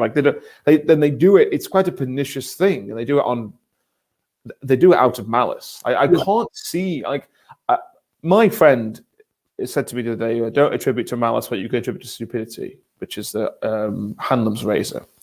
Right? And I was like, well, I see so much stupidity that it can't be stupidity. Do you know what I mean? When there's got to be a level where the IQ of the general population cannot be lower than the average age. Do you know what I mean? It just can't be. You know what I mean? The average shoe size is 8. It can't be lower. It just can't be. It can't be the case. Like I was saying earlier, and I said this to you a few months ago. It baffles me how anybody can make the assumption that the West was built on this kind of colonial Western slavery, white patriarchal model if they knew anything about it. Yes. It's so weird. It's so weird. Anyone could possibly believe that the church was such an evil force if they learned anything about it. And this is really, really easy. You don't even have to read, because I don't read. You can just listen to somebody else tell you the information. Just listen to us, we'll tell you. It's really not that difficult. We don't lie. We're not lying. I might get something's wrong, and my points might not seem like they're actually points because I'm not very good at talking about them too much. And I get nervous as well, which makes me shut down. But realistically, we're not lying. I'm not going to make something up because it's wrong, because I believe something else. I'm married to the truth more than I'm married to my own ideology. Yes. Well, my ideology is the truth. So I don't see why people can be as stupid as they are, But then again, I work in the hospitality sector, and I see people not read things properly, and that really baffles me. So, well, a lot of it is the intellectual inbreeding that happens by design. Now, you said that you cannot even mention anything about the development of the fetus without someone jumping down your throat and imputing, again, attacking your character, attacking your motivations. So the purpose is not to win the debate. The purpose is to stop the debate. So they have this bubble where they're never actually confronted with any opposing ideas, any opposing arguments, because they're taught to reflexively demonize, ascribe bad motives, bad character to anyone who disagrees with them. So that's another lie. It's when they say, you don't have to like abortion. Just no one's asking you to like abortion. Just to keep it legal. No, you don't want us to dislike abortion. Anytime anyone says anything, you jump down our throats. That's a lie. Yeah, I love it when they frame something in a different light. It's like saying, "Oh, we're not saying that white lives don't matter. We're just saying that black lives matter as much." You're like, well, no, that's not what you're actually saying. Because when you listen to them talk, somewhere down the line, it will always be, and this is why white people are a scourge on the planet. You're like, what the? You just said that wasn't what you were saying 5 minutes ago. This is okay. So this is a point. I might do Linda Richmond. I'll say discuss, and I'll go to my own potty break. There's something very demeaning and insulting and patronizing about all this SJWism when the women wear the signs that say "Still not asking for it." The people paint on Fifth Avenue "Black Lives Matter." It's, well, thank you for telling me. I was so unenlightened. I was such an unenlightened brute. But you wore that sign that says, you're still not asking me to rape you. I would not know that Black Lives Matter if you didn't paint it on 30-yard letters across the street. And yeah, well, there goes my plans for the weekend. But do you understand like the resentment this creates? Especially, and I'm kind of going to make this point bigger. So I may be overinflating my point here. There have been strong Black, female, Hispanic, you name it, characters in pop culture for the past 60 years.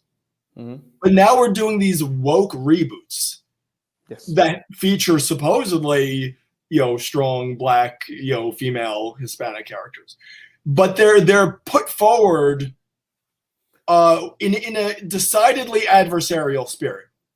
It's, is this upsetting you, racist middle America, that we're putting this Black person in your beloved franchise?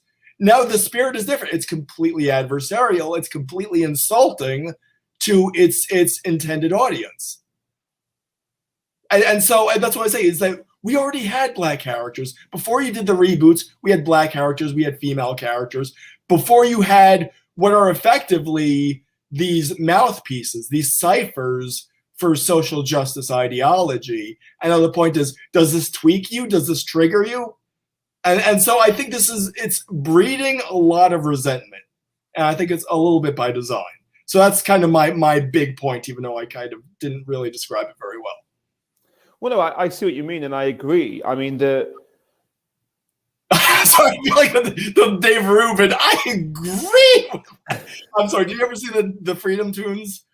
No, I didn't know. Okay, well, I'm not making fun of you, but yeah, the Freedom. Oh no, I'm not Freedom Tunes did Dave Rubin, and they did. I think there was Jordan Peterson there. There was Stefan Molyneux in there. There were a few other people.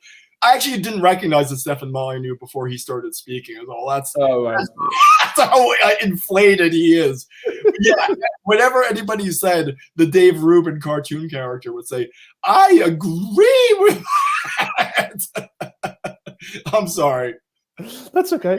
Yeah, no, I will talk about the condescending nature of the entire idea, but from a different group of people. But it's very much like it's like with the homosexuality is a sin thing. You're like, well, yeah, well, duh. Yeah. Like you're. I mean, obviously, I don't think it is natural, duh. But like, it's like, well, I know that's what you think. Mm-hmm. Do you know what I mean? You're not telling me anything that I don't already know. But also, yeah, well, obviously, Black Lives Matter. Well, duh. Why are you now telling me this? I mean, they've got an argument for it, obviously. But I think they've been killed or whatever the nonsense that they come out with. But like, it's so like boring. Yes, exactly. It's stultifying. It's boring, and this is why the working classes are dissenting against it, because don't want to be told that they are racist when they're not racist. And they employ a lady doth protest too much philosophy. So if I say I'm not racist because I have a black friend, they say, well, that's just what a racist would say. Like, no. And they, MTV did this video, if you remember, dear white guys. They literally said, you can be a racist and have black friends. Yes. Can you? Why would you do that? Why? What? For what reason would you go, I really hate black people, I'm going to befriend a black person? It's bizarre. Please continue. I'm just going to dip off, but please continue your point. Yeah. So I just find it so weird, like the whole philosophy. It's because, though, as I've said this before, what they do is the foundation for their entire philosophy and the foundation for their utterances is academia. That's true. Pick up your pants, patrol. Nothing can debunk their ideas. That's the point. Yeah. But their entire underpinning for their philosophy is academia, and academia is not a philosophy. It's a way of looking at the world in which to dismantle it and then reorder it so that you can make sense of it. And so everyone else, it's a universal language where everyone can make sense of it. That's what it is. And it really baffles me when I find that like critical race theory is the underpinning for policymaking. And a really, really, really good example of this in my area of study is the female gaze. And the female gaze was really, it wasn't about film, right? It was about culture. And they made it about film. Sorry, that's completely true. It was about film. It wasn't about culture. But then they made it about culture, and they stretched it across every part of culture. It's about art, right? And this is why I said earlier on in the conversation that I'm not against feminism theory. I'm against feminism in action, because feminist theory, when it comes to film, is somewhat accurate. There are truths there. So when Laura Mulvey created the female gaze, they took that and they appropriated it across all of culture. But it's not about reality. It's a theory about art. You know, it's not based in reality. So they do this with a lot of academic theory, post-colonial theory in film as well, which, by the way, is the dullest, most nonsensical thing you've ever heard of. It's so self-absorbed, post-colonial film theory. It's like someone didn't get invited to the film theory party, made up this bullshit nonsense and thought, oh, I'm going to remember this theory. It's not a theory. It's stupid. It's almost as bad as the auteur theory, but whatever. So, well, the great irony, I don't want to distract you, but the great irony of post-colonialism is that it completely revolves around white Western culture. Yes. We're the oppressors and everything, so it's so white Western centric. Yeah, it's white centric is the word I was about to use. Like, it's so weird that all of their theories are white centric, and they're made by white people. Like, how bizarre can you be? Like, it's so weird, because when you say to them, surely you lack self-awareness. No, I'm one of the good ones. Yes. You know, I'm one of the ones who realized it early and, I don't know, beat myself in that or something. You're like, and they don't even realize that even by acknowledging this innate bias or prejudice that they have, they're doing the thing that they're pretending not to do, because they're still perpetuating their white knight culture. Like, it's so white-centric. It's just fucking weird. It's so weird. But what I was going to say on the condescending nature of these movements at their fringe is, what it does is it tells the people in the actual groups that only they can solve the problems that they're creating. Mm-hmm. So like people in the trans community, once again, I don't like that. I don't like this phraseology, because not everyone who's trans is the same. You know, I know lots of trans people who, in fact, every single trans person I know is not in line with giving children hormone blockers, right? And they're in line with ensuring that people who are trans, I'm not speaking entirely for them, but this is, to my knowledge, this is what they believe, that we need to make sure we know what we're doing with children who might be trans. So there is this, why you can't just say the trans community doesn't work, but what they do is they will, the leaders of this new group, they will then tell all of the other trans people that they know how hard it is for them, and maybe it isn't that hard, like me and the bisexual thing. Like, well, there'll be this called the bi plus community, right? Never go there because they're all weirdos, right? They are weird. Like, bisexuals are supposed to be the most casual, fun group, right? You ever thought they should not care about anything, and most bisexuals don't. And really, they just take the jokes and we just roll with the punches. It's no problem, right? But there was this community of people. They are just like, they're weird. They get offended by everything, and like everything's biphobic. Left-handed scissors or right-handed scissors are biphobic. It's just weird, right? They're just off their tits. But like, they will tell me how miserable my life is, and I'm like, well, it's not miserable. I have quite a nice life. So like, it's this condescending nature that because you're part of this group, we will speak on your behalf. We will tell you what the problems are. One of my really good friends, I won't name him, but he's black, and he does not buy into this kind of oppression movement.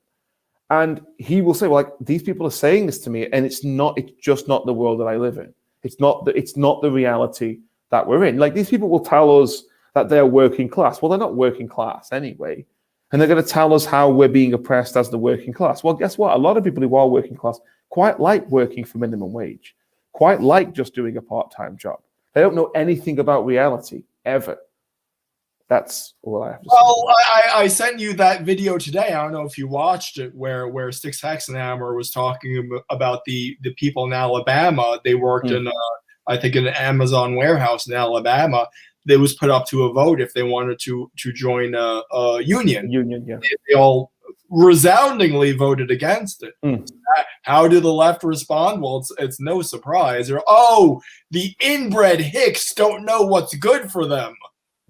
So they're contempt for the. You've never seen real prejudice until you watch a left-wing mob go at one of the protected characteristics that they purport to defend.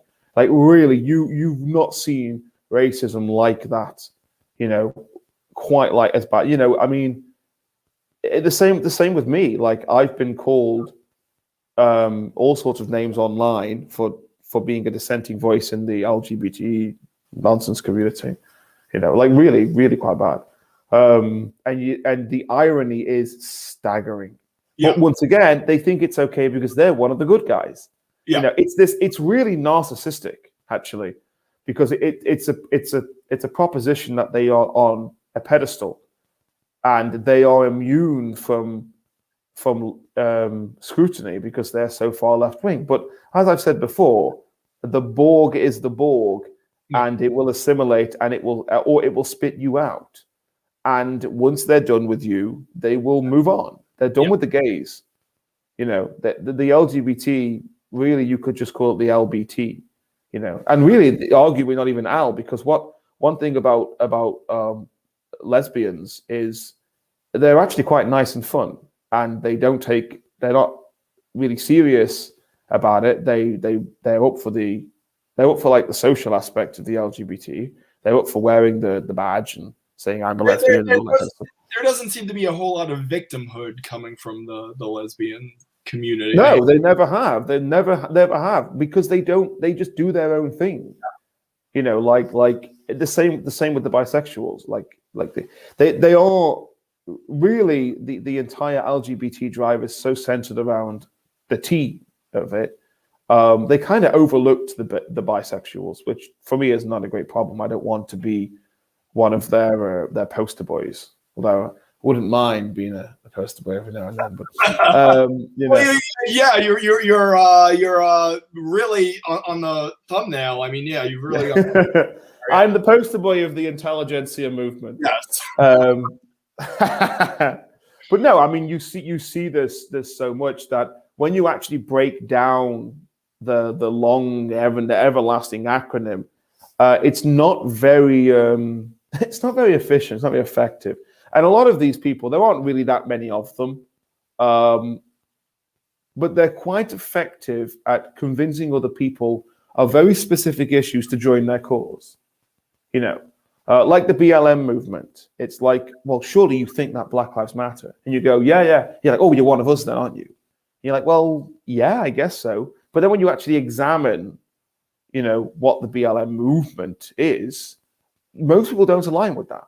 Yes. Most people don't align with that at all, actually. The same with the new LGBT, which is all about like getting people's pronouns right. Yeah. And, looking for micro oppressions where they just aren't, and eradicating certain aspects of our language to accommodate for people who just aren't offended. It's so white knight centrist. Yes. Back to that again. It's like, oh, we must there is a terminology, but I don't know what it is. My legal friend tells me about it. But where if I'm having let's say we work together, I'm having a conversation with you or an email exchange, which is not privy to everybody else, right? If I say something that might be deemed to be offensive to somebody that doesn't even work for us, somebody who works for us on behalf of somebody else, that conversation is inappropriate. Well, no one should even be seeing this. It's not said as though it would be. You know what I mean? But this is the way that we're going now. It's not that the actual group are offended. It's that the actual group might be offended. Yes. And also, why are we putting offense at the forefront of our public philosophy? Yes. Like, I despise this terminology. I said this. Well, yeah. That's a point you've probably heard me make it before. Is that the problem isn't with the members of the victim class itself. The problem is always with their advocates. Yeah. Oh, 100%. And this is the Petersonian thing on the trans community. The people that are fronting the movement are not the elected representatives. And you can always tell this, right? So there will always be somebody out there who comes out and says, I'm non-binary, I'm trans non-binary, and I'm here representing the trans community, right? And the extent of their transness is that they wear a blue tie. Right, and these people do exist, and they're always the people, and they always have stupid hair and all this kind of stuff. And you're like, you don't know a trans person. You don't know people who've actually gone under the knife, right, and done all and really suffered. It really, when they say, well, you see someone. For me, it's someone on TV or someone on a computer. But yeah, I'm a woman now, and so they put on a dress. They don't even do a good job of putting on a dress. You're a man in a dress. Like, yeah, they took something off the clearance rack. They took something off of a dress barn, the XXXL, and threw it on. So I'm trans now. It's like you're not even doing a good job. I saw one earlier on, and it said there's a video. This drag queen stands up for herself against bully. It's literally a man in a wig. Yeah. There's no makeup. And I'm telling you, he wasn't a drag queen, because no self-respecting drag queen would ever go outside without blending and makeup. Like, it wouldn't happen. Even when you see RuPaul's Drag Race and they have to get into quick drag and they have half an hour, there's always makeup. Yeah. Like, it's just some weird kind of fake thing where everyone's like, oh, she's like, drag queens aren't trans people. Right, and that's something that I really want to stress. Like, It's appropriate to call drag queen she when they're in drag, but when they're not in drag, they're not a she, right? And Big Brother did this in our country a few years ago. Like, they're not the same thing, and everyone's like, "Oh, be who you want to be." It's not what drag is. I mean, it's to some people it might be, but I'm quite traditional with my drag. Though drag is about drag is camp. It's fun. It's kind of sassy. It's all that kind of stuff. It's not female impersonation. Female impersonation is female impersonation. It's not the same thing, Drag is for a Christian conservative who lives in the South in the red state. I've spent a lot of my life talking about drag queens and transsexuals. A surprising amount, yes. And it's nothing to do with me, because I'm led to believe you talk about it anyway. No, it's all through you. Well, I mean, the drag is old, right? And drag is art, That's what drag is. It's not a political statement about gender, and I think it's being inappropriately misplaced as that. So I read this. I'm sorry, I don't want to cut you off. No, you go. Exactly what I did. But yeah, so I read this article about RuPaul, and RuPaul is, of course, so in other aspects, a complete wacko, leftist, Trump deranged, whatever. But I read this article, and he said something. It's one of those things where you take maybe a kernel of truth and you just take it way too far. And he said something at the end. It's like everything is drag. I was like, well, that's kind of interesting. Why would a person, dress in a button-up shirt or something? It's because that's how they see themselves. Why would a person dress formally to a very informal party? They're telling you something about themselves. Mm-hmm. They're taking these internal characteristics and using clothing as semiotics. So yeah, there's actually something really interesting. I've thought about this myself. Why does this is just a thought experiment here. A person goes into a clothing store. They see thousands, maybe tens of thousands of articles of clothing, and they walk out with one. So of all those tens of thousands of articles of clothing, they walk out with one. Shouldn't that tell you something really important about that person? That of all those thousands of articles of clothing, they took that one. There should be something very profound you should say about their personality based on that. That's kind of a digression, but yeah.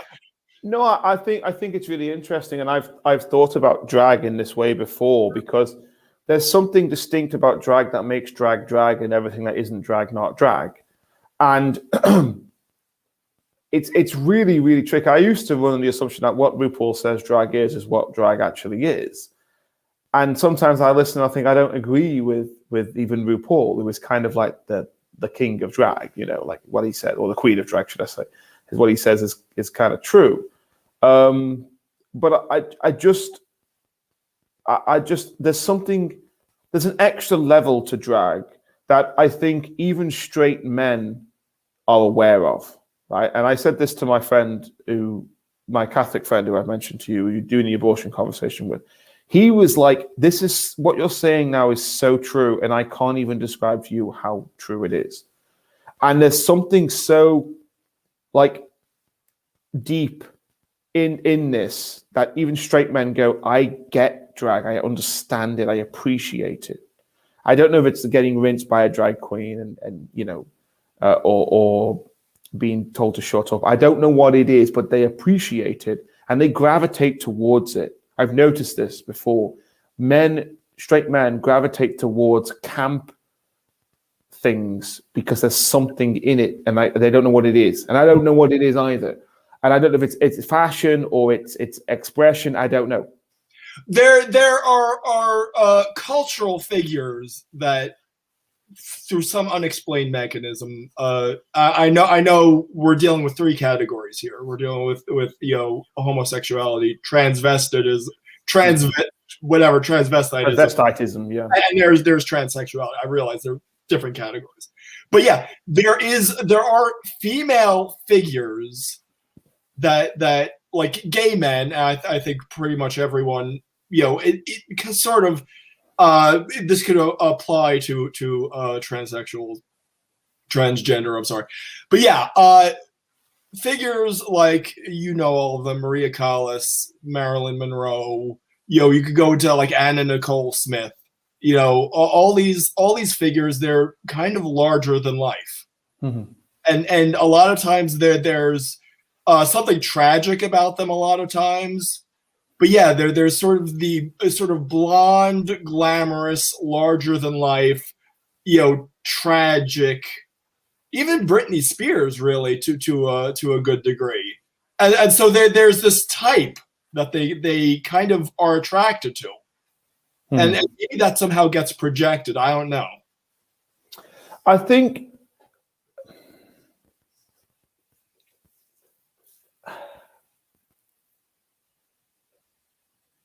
I don't know. I don't know what it is, and I think that to some degree there is a respect there from straight men to men who dress up in drag, because even they acknowledge it's something they couldn't do. I think it's a respect from it's a non-sexualization of something that is sexual, which they respect. Like, you could pull that off. How could you look this good? Reverse Freudianism. You're non-sexualizing something sexual. Yeah, but it's like you'll hear straight men constantly go, "Oh God, I didn't know," or they don't look attractive, and there's an admiration there that isn't there until they learn that person is a man in drag, So I think that might be what it is, and I just want to quickly point out this fallacy that has been committed in the comment section. So drag is just like Alec Jones' info war as art entertainment. Drag is art. All drag is art. Not all art is drag. That's what I would say to that. You can't classify all art as drag, but you can classify all drag as art, I would say. Even fashion drag, comedy drag is still art, It's still an expression of the inner self. And yeah. I watched RuPaul's Drag Race just today, actually, and there's a great line in it that RuPaul said to one of the drag queens. I dress up as this person for as like a character. It's like a shield. It's like a part of me that comes out, and it makes me powerful. And RuPaul said, well, that power is still there without the drag. You think, oh, it's really quite profound, actually.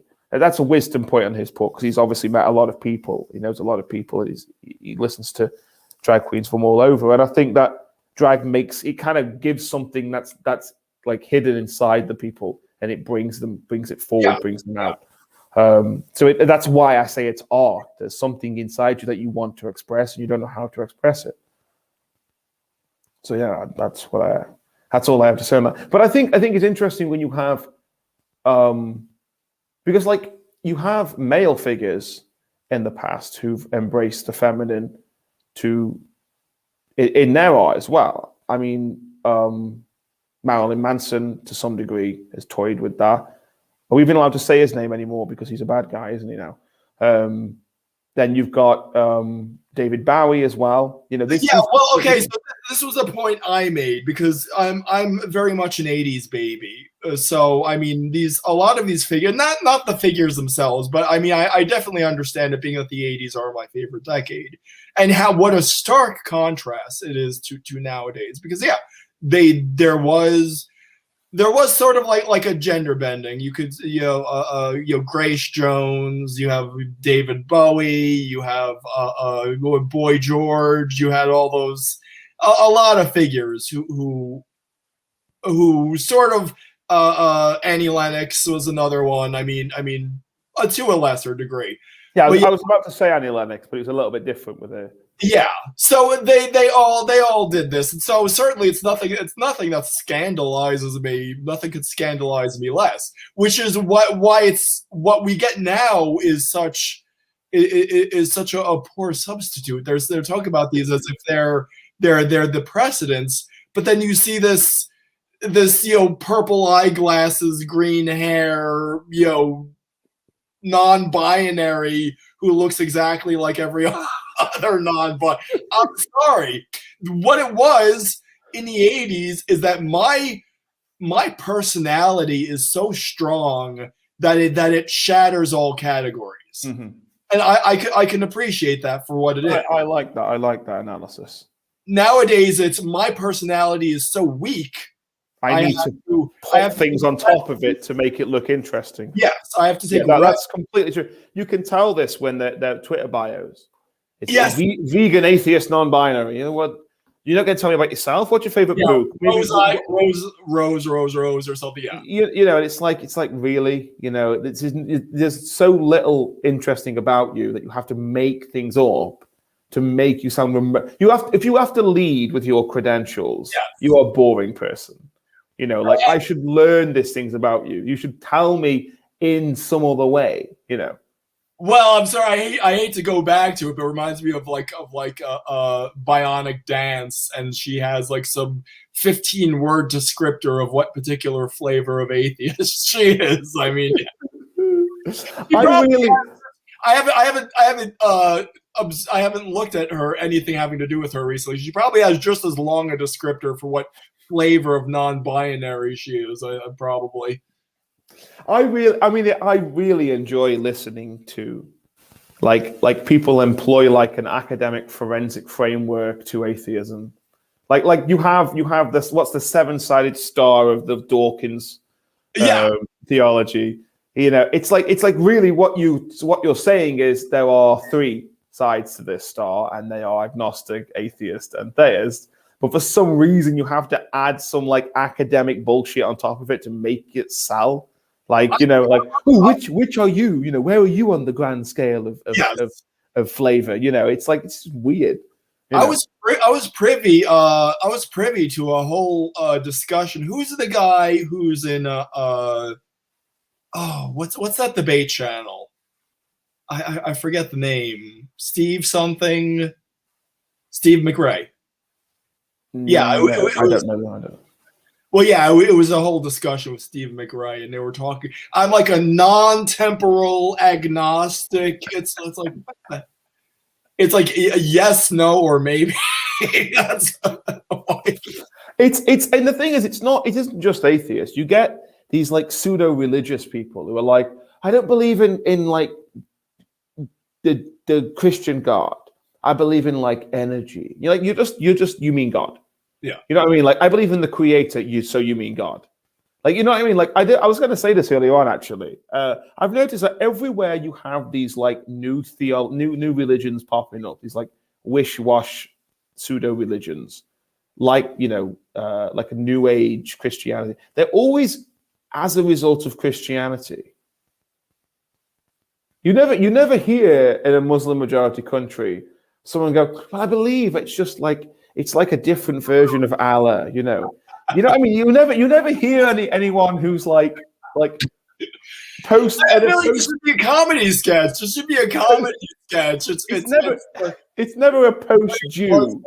You know, it's never someone wearing like a kappa. You know, they're never wearing like a Jewish getup, going, well, I believe in fairies. You know, it just doesn't happen, does it? It's like there's something so like too far about Christianity that's just let these people just like get a little bit over there. You're like spirituality, like that's not Christianity, but it's a denomination in the church. You could argue that the whole idea of sort of individualism comes from Protestantism. I mean, you could say that a lot of it came from sort of a Protestant ethos, where you know we are in direct communion with the divine and don't need any sort of intermediaries. You know.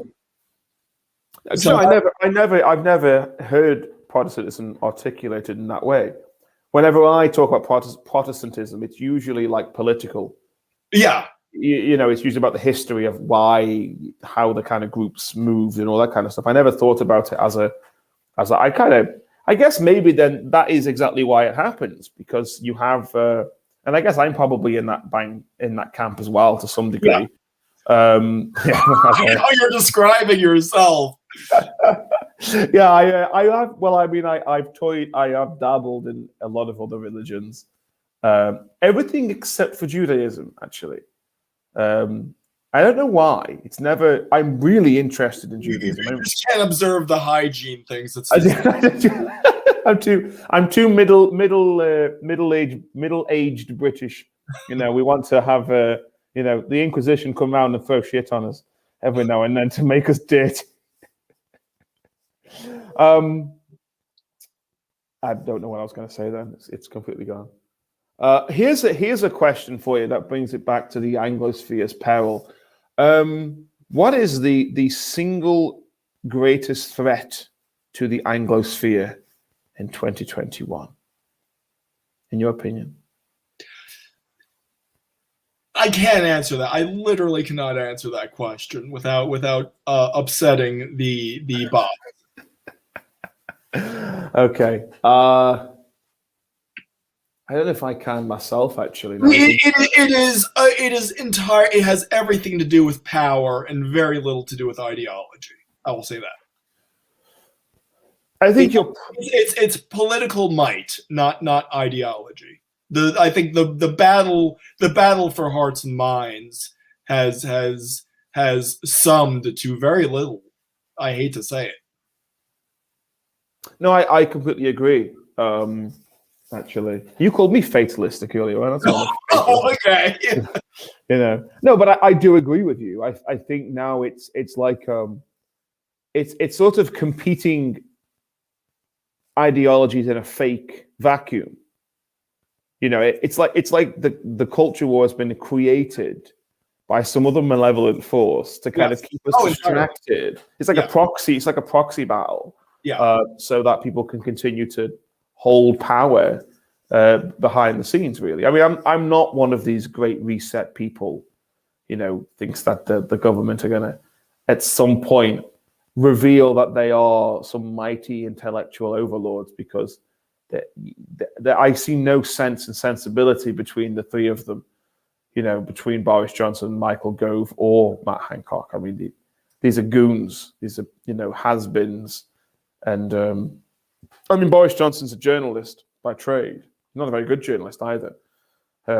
So I'm not a great reset kind of guy. I'm not a conspiracist, but I do think that there is so much crap going on, and we are being torn apart at the seams by false battles. Like we've spoken for the past 2 hours, if not longer, purely on just like social war. Like different, like very, very small differences between different social groups that are being exacerbated like crazy for some weird reason. I agree. It's all astroturfed. I think there are people who are promoting these divisions. It goes back to what we were saying about Jordan Peterson, where he's the truly organic phenomenon, and they can't have that. They need their astroturfed battles. Yeah, and they want to. I like the term organic, because the opposite to that is effectively a manufactured tinkering of society. Yes, and the more I was talking about this just today, actually, I had a bit of a rant with a friend of mine, but the more and more you tinker with a society, the more and more civil unrest you produce. And they're finding that now with coronavirus. The more regulation, the more restriction, the more inconsistency you create, the more people just get more and more bored of it. There is not a single person in this country who has stuck to the restrictions. There is nobody. And if they say they are, then they're a liar. Because British people don't, when we are approached with inconsistency and just tinkering on this level, we just don't do it. We don't take to the streets and riot or anything like that. We just don't do it. That's how we do things, It's very slow. It's a long game. When we're just going to crack on, we're just going to do our own thing. We can't go to the pub. We'll go to the gardens. We'll drink in the parks. We'll drink in the streets. We'll drink in our houses. We're not affected by this. We are to some degree, obviously. But the more you tinker with a society, the more resentment you create. Yeah, and at the moment, that's what I was saying before is that all the BLM stuff has done everything it could to foment racism. I'll answer that question that's just popped up in just a second. But my politics is very limited, so you might not get a full answer. But I feel the need to kind of add to that last point with have you ever heard the term technological determinism? No. I can't remember what the opposing term is. I learned a friend of mine studies business, and there's this terminology in it, which is technological determinism, which is that the technology is deciding the fate of the society that it exists, rather than the other way around, which is the society produces the technology. And I think we probably have reached the point now where there is a very technocratic arm to the construction of our public ethos. And that's the tinkering that gets really negative, because we don't know how to monitor that, how to control that. We have systems in place that if you ask, Alexa who Jesus Christ is, for example, it will tell you it's an imaginary character. Yeah. And that's because of algorithms and systems that are created by people. At least ideas are created by people, but they're attacked by people, they're broken down by people, they're reconstructed by people.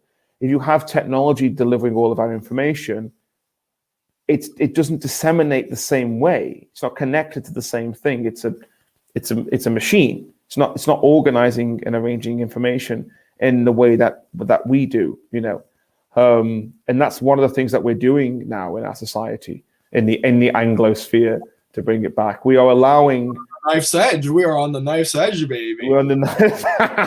Will you believe? I was thinking about this just today after I said, do you want to do a live stream tonight? And you said, okay. Do you want to do it now? Like, no, I can't. I can't do it now. I need to go out for a walk. So I was thinking walk, and I was thinking about exactly this. Okay. Because I was thinking the 90s dream. The 90s dream was that we could have our lives and the nice things that the internet affords. Oh, you could use the internet to send pictures of your dog to your grandkids. So we get to enjoy our lives, and it has the value-added bonus of being able to instantly send pictures of your dog to your grandkids. Oh, I could order flowers on the internet. I could send it to my beloved Felina in another state. That's great. So the great is, we can have our lives plus value added. We can have these other nice things that add value to our lives. But it's the nature of a tool that the tool changes the user as much as it changes the object on the other end of the tool. Mm-hmm. So it has gotten its tendrils into our lives in such an uncontrolled way, where we have no precedent for this. We don't know where this goes. And it's completely uncontrolled and very volatile as far as I'm concerned. And the reason why the tension actually isn't even there is human beings are malleable. Technology isn't malleable, right? And technology changes within its original programming, whereas humans, I suppose you could argue the same thing, but we're not a computer. We are malleable. We will adapt to our surroundings. And if our surroundings are becoming increasingly more and more technologically advanced, we're adapting to the technology. We're not adapting to our actual environment. Mm-hmm. And maybe that is our environment. And no, I haven't spoken to God recently, so I couldn't possibly tell you. But that's one of the problems that we have. And we're kind of making technology to deal with the problems of technology. Mm-hmm. And that therefore produces more technological problems. So we're kind of perpetuating this whilst we're trying to morph around it. But for a very long time, all we have had to morph around is the occasional virus pandemic, minor changes in the environment, and maybe combat with other people, or maybe combat with physical manifestations of the environment like lions, tigers, and bears, or whatever. We've never had to deal with such rapid increase of an external factor. And once you reach, I think you're right to say it was around the 90s, once you reach that point, technology just goes higher. That's so much more exponential growth than in any other phenomenon that's ever happened in human history. I mean, humans are arguably older, but 200,000 years old. That's quite a long time, obviously. Yeah. And you think, well, it's taken that long to get to where we are now. We're not overly that different. We are in some aspects, but we're still the same kind of beings, You're starting into the Ray Kurzweil territory here, the singularity, Oh, okay, well, yeah. No, but like we know we can trace it back to that far, and it's taken 200,000 years to create like the smartphone. Yeah. But from the very first phone to the smartphone is not that long. And then from the first smartphone to now what we have is tiny in terms of time, and the technology just gets faster and faster and better and better and better. I mean, eventually it will plateau, and then it'll be X amount of time before the next set of technology. And the speed that it's increasing is way beyond our imagination. And another thing that our ancestors would have done with technology that advanced so quickly is they would have used it for purposes of war. But we don't do that with our technology, or thank God we're not doing that with our technology. no one get any idea. Or not kinetic war, not kinetic war. Well, yes, yeah. It's some kind of cyber war, something along those lines. Well, I'm happy with a cyber war because if it does go to shit, we're still alive. We'll survive a lot longer than if we start dropping bombs on each other. But like our ancestors, when they discovered, wheels and mechanics, they made trebuchets and catapults and things like that. So that's what they do, whereas we're not doing that. So we have. I love that it's taken us 3.5 hours to get to the topic of our discussion. This is the good stuff. We're getting into the good stuff here. We did dip our toe from time to time along the way, but that's what we're doing now, and we've never done that before. And we act. Do you know who's to blame for this? I'll say what it is, and I'll tell you who's to blame for it. We act as though we have full control over this. We act as though we are the supreme authors of our future, right? And we just aren't. We just simply are not. And do you know whose fault that is? You know what generation decided this? The Victorians, right? The kind of up to the early 1900s. All the way down. They were the first techno utopians. The first utopians, but they're living in the post Enlightenment, and they arrogantly thought that we could overcome all of our environmental adversity. We don't need God anymore. We are the future. We are, and all of their books are this pretentious, long-winded,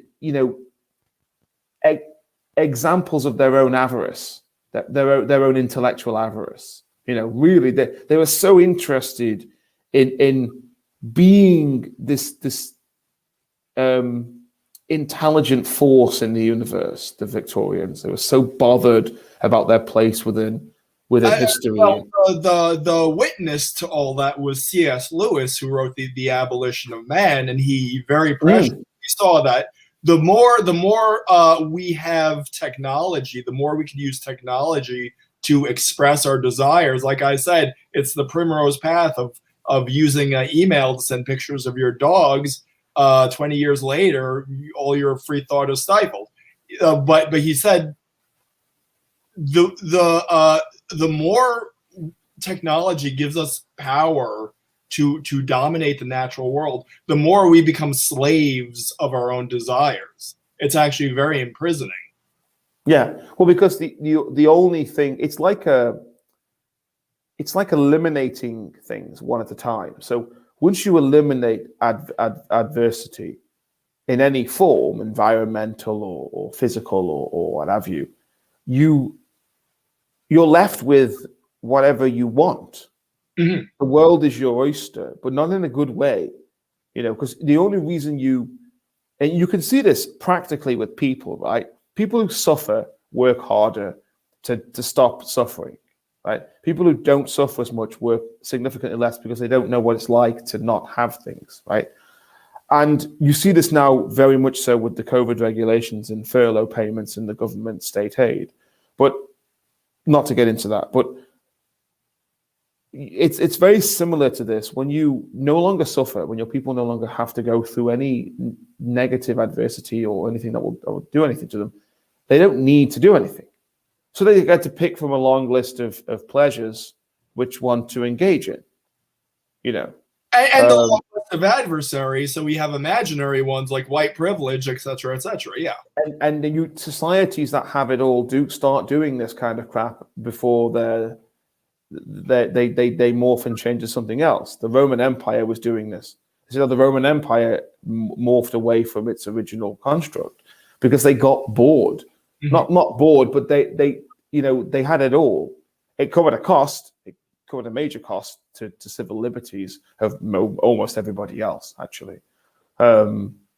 So the Aztecs and the Mayans had it very similar as well, providing you were the ones doing the sacrificing rather than being sacrificed. That ended in a negative way for them. It usually ends in a negative way. So I don't know, maybe in 100 years, well, we won't know about it because we won't be here. which is probably a good sign. Brains and bats, cryogenically frozen. Yeah, well, I mean, I'm going to get downloaded to a nice computer. Yeah. I thought that some kid will spill his joke cola on it. Whoops. I actually had this thought earlier on. I thought, well, if we let's say it was true and we started doing this, you kind of think, well, what happens? We'll get like really crappy models. Like we'll just sort of like be like in like 1,000 years we haven't got, they don't make the parts. Yeah, it'll be like Tamagotchis or something. It's like, what the hell is this thing? Like they'll be like, oh, sorry, we don't make the oil for you anymore. Have you thought about having an upgrade? Yeah. Like, oh well, I can't afford an upgrade. Oh well, you could always get it on like finance or something. If you don't pay it, we'll take your bolts away or whatever. Like it's such a weird, like obviously nonsensical concept. But I always wonder, what do they like? What's Elon Musk's kind of like? What does he see the future as? Because like look at the car now and look at the original car. Like they're not. There's nowhere near the same thing. You actually can't build one like it anymore because the parts just don't work. They don't work at all given our modern technology. So I always wonder, like, does he have a middle ground, like a bit where he has to like enslave people to force them to go into these robots because they're not pretty? Like, who's the first person to go, yeah, I'll go in one of your shitty junk bots, made from recycled plastic or whatever? Well, he says you're gonna die traveling out into space. Yeah. You're just the cost you're gonna have to pay. I like Elon Musk, and I don't think you can say anything about him ideologically. I think he has too many things on his mind to worry about ideology or something like that. Yeah, I don't think he can. I am for anybody who makes the world more interesting, which is why I am pro Elon Musk. I am pro Kanye West. Just anyone who's just a chaos agent, they just hurl the dynamite into the system. I'm for that. Well, that brings me nicely to something that popped into my head about 20 minutes ago, which I heard about, and remember when we spoke about the fake outrage of the week? I think this is a fake outrage of the week, right? This is the Lil Nas X thing. Lil Nas X, however we pronounce his name. Like, who cares? Well, it's a publicity stunt. Yeah, it's a publicity stunt. I mean, I heard Matt Fradd. Is it Matt Fradd? No. Yes. Conservative commentator. Not Matt Fradd. I'll just make that name up somewhere else. He was on with Candace Owens. Saw a video. Fradd? No, I don't know why I said Matt Fradd. I feel like I know that name from somewhere. Let me just check before I go ahead and butcher some poor soul called Matt Fradd. No, that's somebody else. He's a Christian guy, I think. That's the guy from Pints with Aquinas. That's Matt Fradd. Oh, okay. Yeah, I'm not about somebody else, and I don't know what his name is. Anyway, he mentioned that he's a conservative guy, so I wasn't fully on board with what he was saying, but he was saying that this is nothing new. People have been doing this kind of stuff for forever. I mean, Marilyn Manson did it, and Ozzy Osbourne did it. It's nothing new. And he said the major problem for him was that Lil Nas X says that he is a child's entertainer. Yes. Well, this is not appropriate for children. Really, it isn't. And it doesn't help because you have these people, these super conservatives, making the likeness between homosexuality and pedophilia.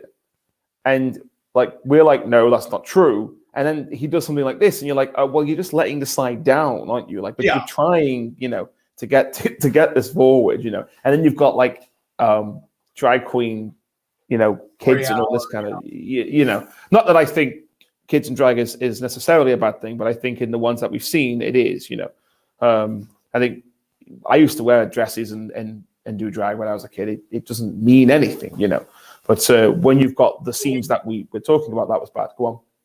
No, so there was some kid. This was like 2 years ago, and it's like he was on like Ellen or something, and he was like an 8-year-old kid, and like everyone was applauding. And then we find he's like hanging out with these he was hanging out with like Party Monster, the movie with Macaulay Culkin. It was made about this guy who was like in the club scene, and that's who this kid was hanging out with, was like murderers and drug dealers. Yeah, yeah, and this is the thing. You kind of like, please don't do that. Well, don't do it because it's wrong. But also, we're trying to make the positive argument here. It's like we're not getting anywhere.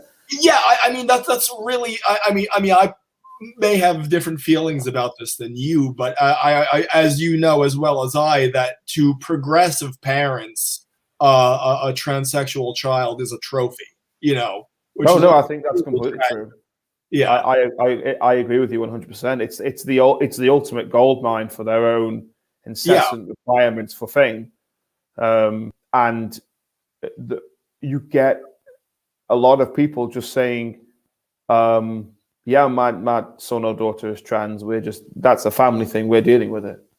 Do you know what I mean? It's nothing to do with the public, And you always get someone who, there's always a kid, isn't there? Who says, "Oh, I think I might be trans," and they go and they love it, so they push it, and then the kid's like, "No, actually, I'm not." Yeah. And this family like, "No, you've got to kind of keep this going because we're benefiting out of this." It is a gold mine for those kind of parents, I think to a greater or lesser degree, there's a time around our lives, 10, 11, 12, we do poke around with our identities a little bit, push it here, push it there. I think everyone does that to some degree or other. So yeah, I mean to then impose that, it's like, oh well, they're imposing the categories, really. I mean, oh, you can't. This is the thing. They have an entire ideology which is predicated on not labeling people for whatever, and they are the greatest advocates for labeling. Labels are really important. You must know if you're gay, bi, or trans, or lesbian, because that's how we make sense of you, to use you in the way that we want to use you. Because it's really easy. It's really easy, isn't it, to stop dissent when you put somebody in the same category as somebody else. So like when you've got all the Gen Zs growing up now, right? And they always do these polls, and it's always like 59% of Gen Z say that they are that they have a feeling attractions to the same gender and therefore are gay. And it's like, but that's not true, because you can word these things in a particular way. I mean, we've all had this conversation as men, which is I think that male is attractive, but I'm not attracted to him. Well, that's kind of like fuel for the fire of, oh well, actually, if I saw an article that said sex therapist says that men can have sex with men and not be gay. You think this is just wild nonsense. It's obviously not supported by much anyway. It's like, well, men think that sex is transactional, and you think, well, that's actually against what you're supposed to be advocating for, because what you're supposed to be advocating for is that gay men aren't promiscuous like the kind of conservative right have been saying that they are. Because that's one of the arguments they use to completely demean gay men and gay rights, by saying, well, you're just promiscuous. These issues are generated by your promiscuous activity. Well, that would be something that you wanted to make sure you could iron out. But the LGBT group seem to be peddling a completely different narrative. And I've said this before, that you would have a lot less problems, and the LGBT would have a lot more of my support if they came forward and said, we want gay men to form monogamous relationships, right? Because that's a better thing to do. I'm not advocating that people shouldn't, have fun in their youth. People, that's how you get with people. That's how you form relationships, but it seems like we just threw the rule book out when it comes to the LGBT as an excuse to use them as like an example of our liberation. Does that make sense? Well, I mean, I hate to say it again. You may object. I think a lot of the people who are pushing hardest for for gay marriage really did do it out of some sort of contempt for the institution. Because I agree. And I think that there was a very thin branch of people, gay people, who wanted it to be gay marriage. They already had civil partnerships at the time, and gay marriage was going to happen anyway over a period of time because there were people who wanted it, because there were people who wanted it. I think the line of the groups, the line of the government was always going to rely on this to say, well, of course we're going to do gay marriage. They didn't need to push it as hard as they did. I think it was a false victory on their part to obtain this. I mean, this didn't come about as a grand revolutionary idea. It came about in English common law because it was obviously going to go that way. Not because someone threw a brick in Stonewall 20, 40, 50 years ago, whatever. Even though that's not actually what happened, if you know your history. But like, this is what they do. So I agree with you that a lot of the gay marriage drive was just to bash on Christianity. Yeah. That just seems to be a given for me. I do think that, as I said before, on one of the last streams, that I think if the church had taken a better stance on homosexuality, that might not have happened. And I also think that if society had pushed a better idea for like homosexual monogamy, then we would be in a completely different situation with the LGBT. But that isn't what they wanted to do, because they didn't want to support monogamy. They wanted to perpetuate this new. It's all the baby boomers from the 60s who wanted to push this new elevated version of sexual liberation, and they used the homosexual communities to do it. They didn't care that the homosexuals were dying of AIDS. They didn't care that syphilis has been on the rise in the homosexual community for the past 20 years. And they don't care about those things because, that's just because people aren't doing X, Y, Z, and that happens to straight people. It disproportionately happens to gay people more, right? Because we are constantly reminding gay men that it's not okay to be monogamous. You're supposed to go out and have fun. You're like, yeah, well, duh, but not forever. And they're miserable. Like, you meet older gay men, they're miserable because they've never had fulfilling relationships. And if they do, they don't last very long because there's pressure. There's so much societal pressure to have fun. Everyone wants a gay friend because they're fun. Oh, come out because it's fun, and you'll be all right kissing him. And it's just weird. We have this obsession as a society with gay men not being monogamous. I don't know what it is. It's so weird. But I think if the church had have taken a stance on that years ago and said gay men should be monogamous, then we might have a different situation. I don't know. I really can't tell because it didn't happen, so I'll never know. Yeah. I mean, I've heard gay people say that they actually prefer the gay culture when gay people were oppressed. I mean, it's horrible to say, but, the intelligentsia in America in the mid-century, a lot of those people were gay people. Mm-hmm. Now, mm-hmm. I regret to say, it seems like there's a culture there that rewards the worst personality traits in gay men, which is like cattiness and superficiality and those things. And it's like, gay men have given us tremendous things when the culture was different. Yeah, no, you're 100% correct, and most poets are gay, even the ones who say they are. No, musicians, classical composers. Tchaikovsky is a great example. Really gay, and mentally he had a lot of problems as well. They're separate though, but that is what happened. But you do have this, and now you have this. Gay culture has taken such a weird turn into, as you say, into bitchiness, and it's not sustainable. And there was something I was actually going to say, then it completely just disappeared as I was recapping on your point. But no, you are right that there are lots of people who engaged in gay culture when it was more secluded. It was more knock on the door, you go into a different place and you meet people and you have conversation. It's the thing, you actually would talk to people. Now it's very much, well, we'll all just have a dance and just start doing things, whatever that might be. And you don't know the people, they don't know each other, So when it was there, not that there was a benefit to seclusion, but there was something that happened as a result of seclusion where gay men weren't allowed to go and dance necessarily together because they would be going to specific places where they would have to talk to each other. Yeah. I mean, there was still promiscuity, obviously, and it was easy to be promiscuous.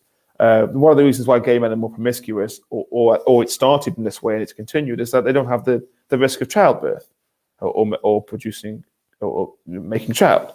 That's not there. It's not present. So you can do it as much as you like, and if you're not bothered about STI, you have males on both ends. So the sort of it's not, and given that male how male sex drives work, if you put two gay men together, they're more inclined to do it than if you put a man and a woman together. Especially if alcohol is involved. So it's kind of a given. And we've never, ever addressed that as a society. We tried to address it. All of the gay magazines in like the 70s, 80s, and 90s tried to address it. But then for some reason, there was just massive cultural shift towards something else in the LGBT. And they stopped caring about HIV. They stopped caring about syphilis, And we still don't really have a majorly effective drug therapy. We have decent drugs that do prevent it, but there's no cure for it still to this day. And, it's just kind of just disappeared. I mean, I hate him, but Milo Yiannopoulos made this point a while back that, gay magazine in the 90s was all about AIDS and gay men not necessarily getting jobs and things like that. And now it's all about pronouns. Yeah. It's all opinion pieces, not journalism. It's really watered down. You can say that about journalism as a whole, but yes. Yes, well, I would say that about journalism as a whole, actually. It's just blogging. It's just blogging in public eye, So there are major problems that the LGBT need to address. And I'll be talking about this in a couple of weeks, obviously. And I think that we're so wound up trying to keep pushing the liberation of different groups and different ideas when we're moving too fast. Actually, with the LGBT, it's moving too fast. It hasn't yet dealt with. How about actually listening? If it's incumbent upon us to listen, maybe we should be listening to the actual people rather than their advocates. Yeah, well, but the problem with that is the actual people don't necessarily know what the problem is. They might not address. They might be miserable in their life, but not actually know it's because they just want to be in a relationship with somebody, and because it's years and years and years of this kind of programming of, well, promiscuity, have some fun, do this, do that, blah, blah, blah. So they might not even be aware of it. Another reason that you don't speak to people is there's too many people to talk to. So you need to have their elected, people, but they should be elected rather than self-appointed. Yes. They are self-appointed. They're self-proclaimed and they don't know what they are there. It's their issues they're taking forward, not. And there's always a number. There's always a piece of data that justifies what you're looking for. Yeah, I mean, I'm sorry. I hate to say it with the transgender community. It's like it's always, oh well, this transgender person was beaten to death in Duluth, Minnesota. Therefore, you have to agree with every. It's always some sort of like blood libel against everyone who disagrees with them on any point. It's like, yeah, okay, so this person got killed. That's tragic. It happens all the time to people of all demographics. Yeah. They were really emotional blackmail was really seemed to be their preferred MO there. Yeah, and there's so much we could just really dive into. I don't really want to do it too much, but no, you're absolutely right, and you have quite vociferous voices in the arena and in the arena of ideas when it comes to this, and if you're not on their side, then it's very easy to say that you're part of the problem. Mhm. And that's across the board anyway, but in this one, it's and we're just not. There's not enough voices of dissent. That's the problem, and it's really difficult to convince someone that monogamy is better than promiscuity when you don't need to be monogamous.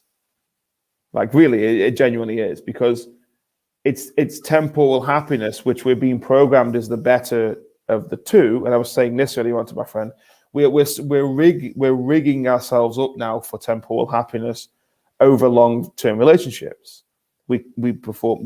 Sex is now transactional, and people are pieces of meat to perform actions with, and that's it.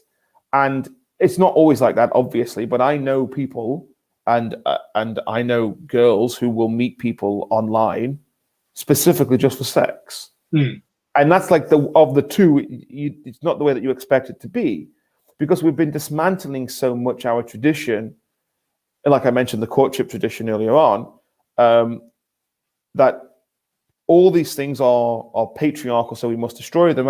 And this is the Ben Shapiro quote, that feminism was right when they said men were pigs, but their problem is they now say that women must be pigs as well. Yes. And it's so profound, it's so unbelievably true. And what we're doing now is we're completely removing any reason for sex that isn't just sex and temporal happiness and just to get your rocks off, and that's it. And we assume that's because that's what men want, and that's an incorrect assumption, because it isn't. It might be for a couple of years, but it isn't forever. And you speak to men over 25, they will tell you that what they want is a relationship. They are not, and now we are programming girls from a very young age that's what you should be looking for, not relationships, because it's patriarchal to say that you should want to be with a man forever. So women aren't looking, generically speaking, women aren't looking for typical traits of long-term relationships. They're looking for what is the most attractive. What can I just do the deed with? And there is obviously, I reluctantly speak of this as a sex-hating conservative. There is obviously a time and a place for sex. That's obvious. There's so much, and there is a time and a place in art and culture for sex. I'm not suggesting that we should all, go back to looking at ankles, as pornography. And that's not my suggestion. But we are not propagating a proper public sex life at all. We are making sex about sex, and we are not making it. Sex is a part of a relationship, whereas now the relationship is about sex. It is just sex, And there are apps and there are groups, and there's so much surrounding the sex culture. That's the way we're going. I think that is it. That is my argument. That is the most dangerous thing I think that the West faces, because that ties in abortion as well. It ties in sexual assault, sexual misconduct. It ties in men needing to behave better, and it ties into women needing to make sure that we are in a position to choose the better men rather than the shitheads. I mean, there is the argument that women go for bad boys and all that kind of stuff. Well, maybe it's adventure and all that kind of stuff. But, let's make sure that we rear better men. And women go for those better men rather than the fuckboys. I don't know. I'm just kind of throwing that out there. But I think that I think our attitude towards sex is a really dangerous precedent as a public thing. And I think that also involves the LGBT issues as well. That's what I have to say. I think let's all try to be better men. I agree. Let's all try to be better men. And therefore, get the Anglosphere, edge it off the knife's edge. By being better men, we can get the Anglosphere away from the knife's edge. It starts with you.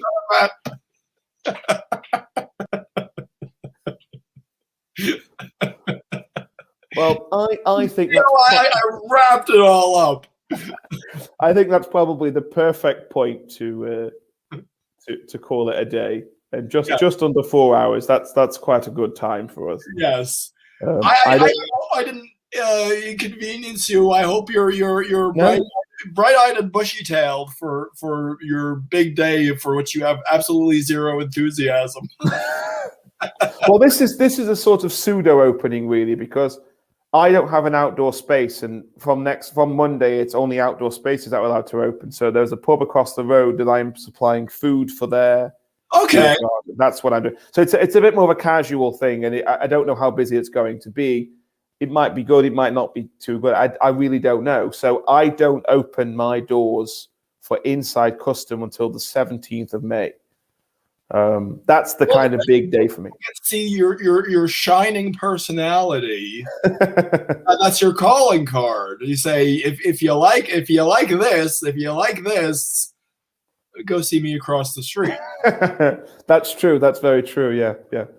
Super. Well, I'm happy to. I don't have any closing statement because I feel like I just made it. Well, we tell us what you have coming up. I'm going to have to do the standard talk show host. Yeah. Tell us where you're appearing. Now you have something scheduled with abortion throwdown. Well, on the 20th, it is the 25th we're doing it, isn't it? I don't know. It's the 25th. Well, yeah, we're dealing with somebody here who schedules things weeks in advance. Yeah, I can schedule something 3 days in advance. Well, I mean, we might change the date because I've got, like I said, I had to rearrange the LGBT one from what is effectively now today for me to 2 weeks' time. Next week, I'm doing a conversation about football with some friends of mine who know a lot about football, about racism and homophobia in football and BLM movements within it. The week after that, we're doing the abortion and the future of the LGBT. And the week after that, I think, from the top of my head, we are talking about whether or not boomers ruined the Anglosphere. I'm very impressed. We are obviously very different people. Hey, well, look, if I'd be able to do that. I wouldn't find that impressive. If I said I had 3 shows a week lined up, I would maybe agree with you. But it's really not that hard to get this organized, really, on that level. If it was up to me and I had nothing but time, I would be doing a show a day. Yeah. That's what I would like to be doing. But you require teams of people to stream together content and all that kind of stuff. So that's what I'm doing with that. Trust me, I'm an idiot channel. The Fabulous Agnostic channel I will start putting things on there, but I think I'm probably going to opt in for small, hopefully funny clips of me reacting to things. I want to make it as short as possible. I think the long form discussion is good for this kind of thing, and we'll be doing that more anyway as we do what we do. So the Fabulous Agnostic, I will make some stuff, and it will probably be short. Quote mined things from other people's videos, so I can straw man them into the ground with my quick, witty humor and fabulous finesse. So basically, what you're trying to say is that without religion, we're all just savages beating each other with bones. Yes. Well, exactly. Without God, there is no morality. Yes. And all atheists are murderers. Yes. Well, thank you all. 3 people who are sticking around with us. Oh, Wildheart6, even the troll Wildheart666 says, thanks, Deflating Atheism, Fabulous Agnostic, great show. Laters all. Thank you all. Thank you. Have a God bless. May God bless and have a good night.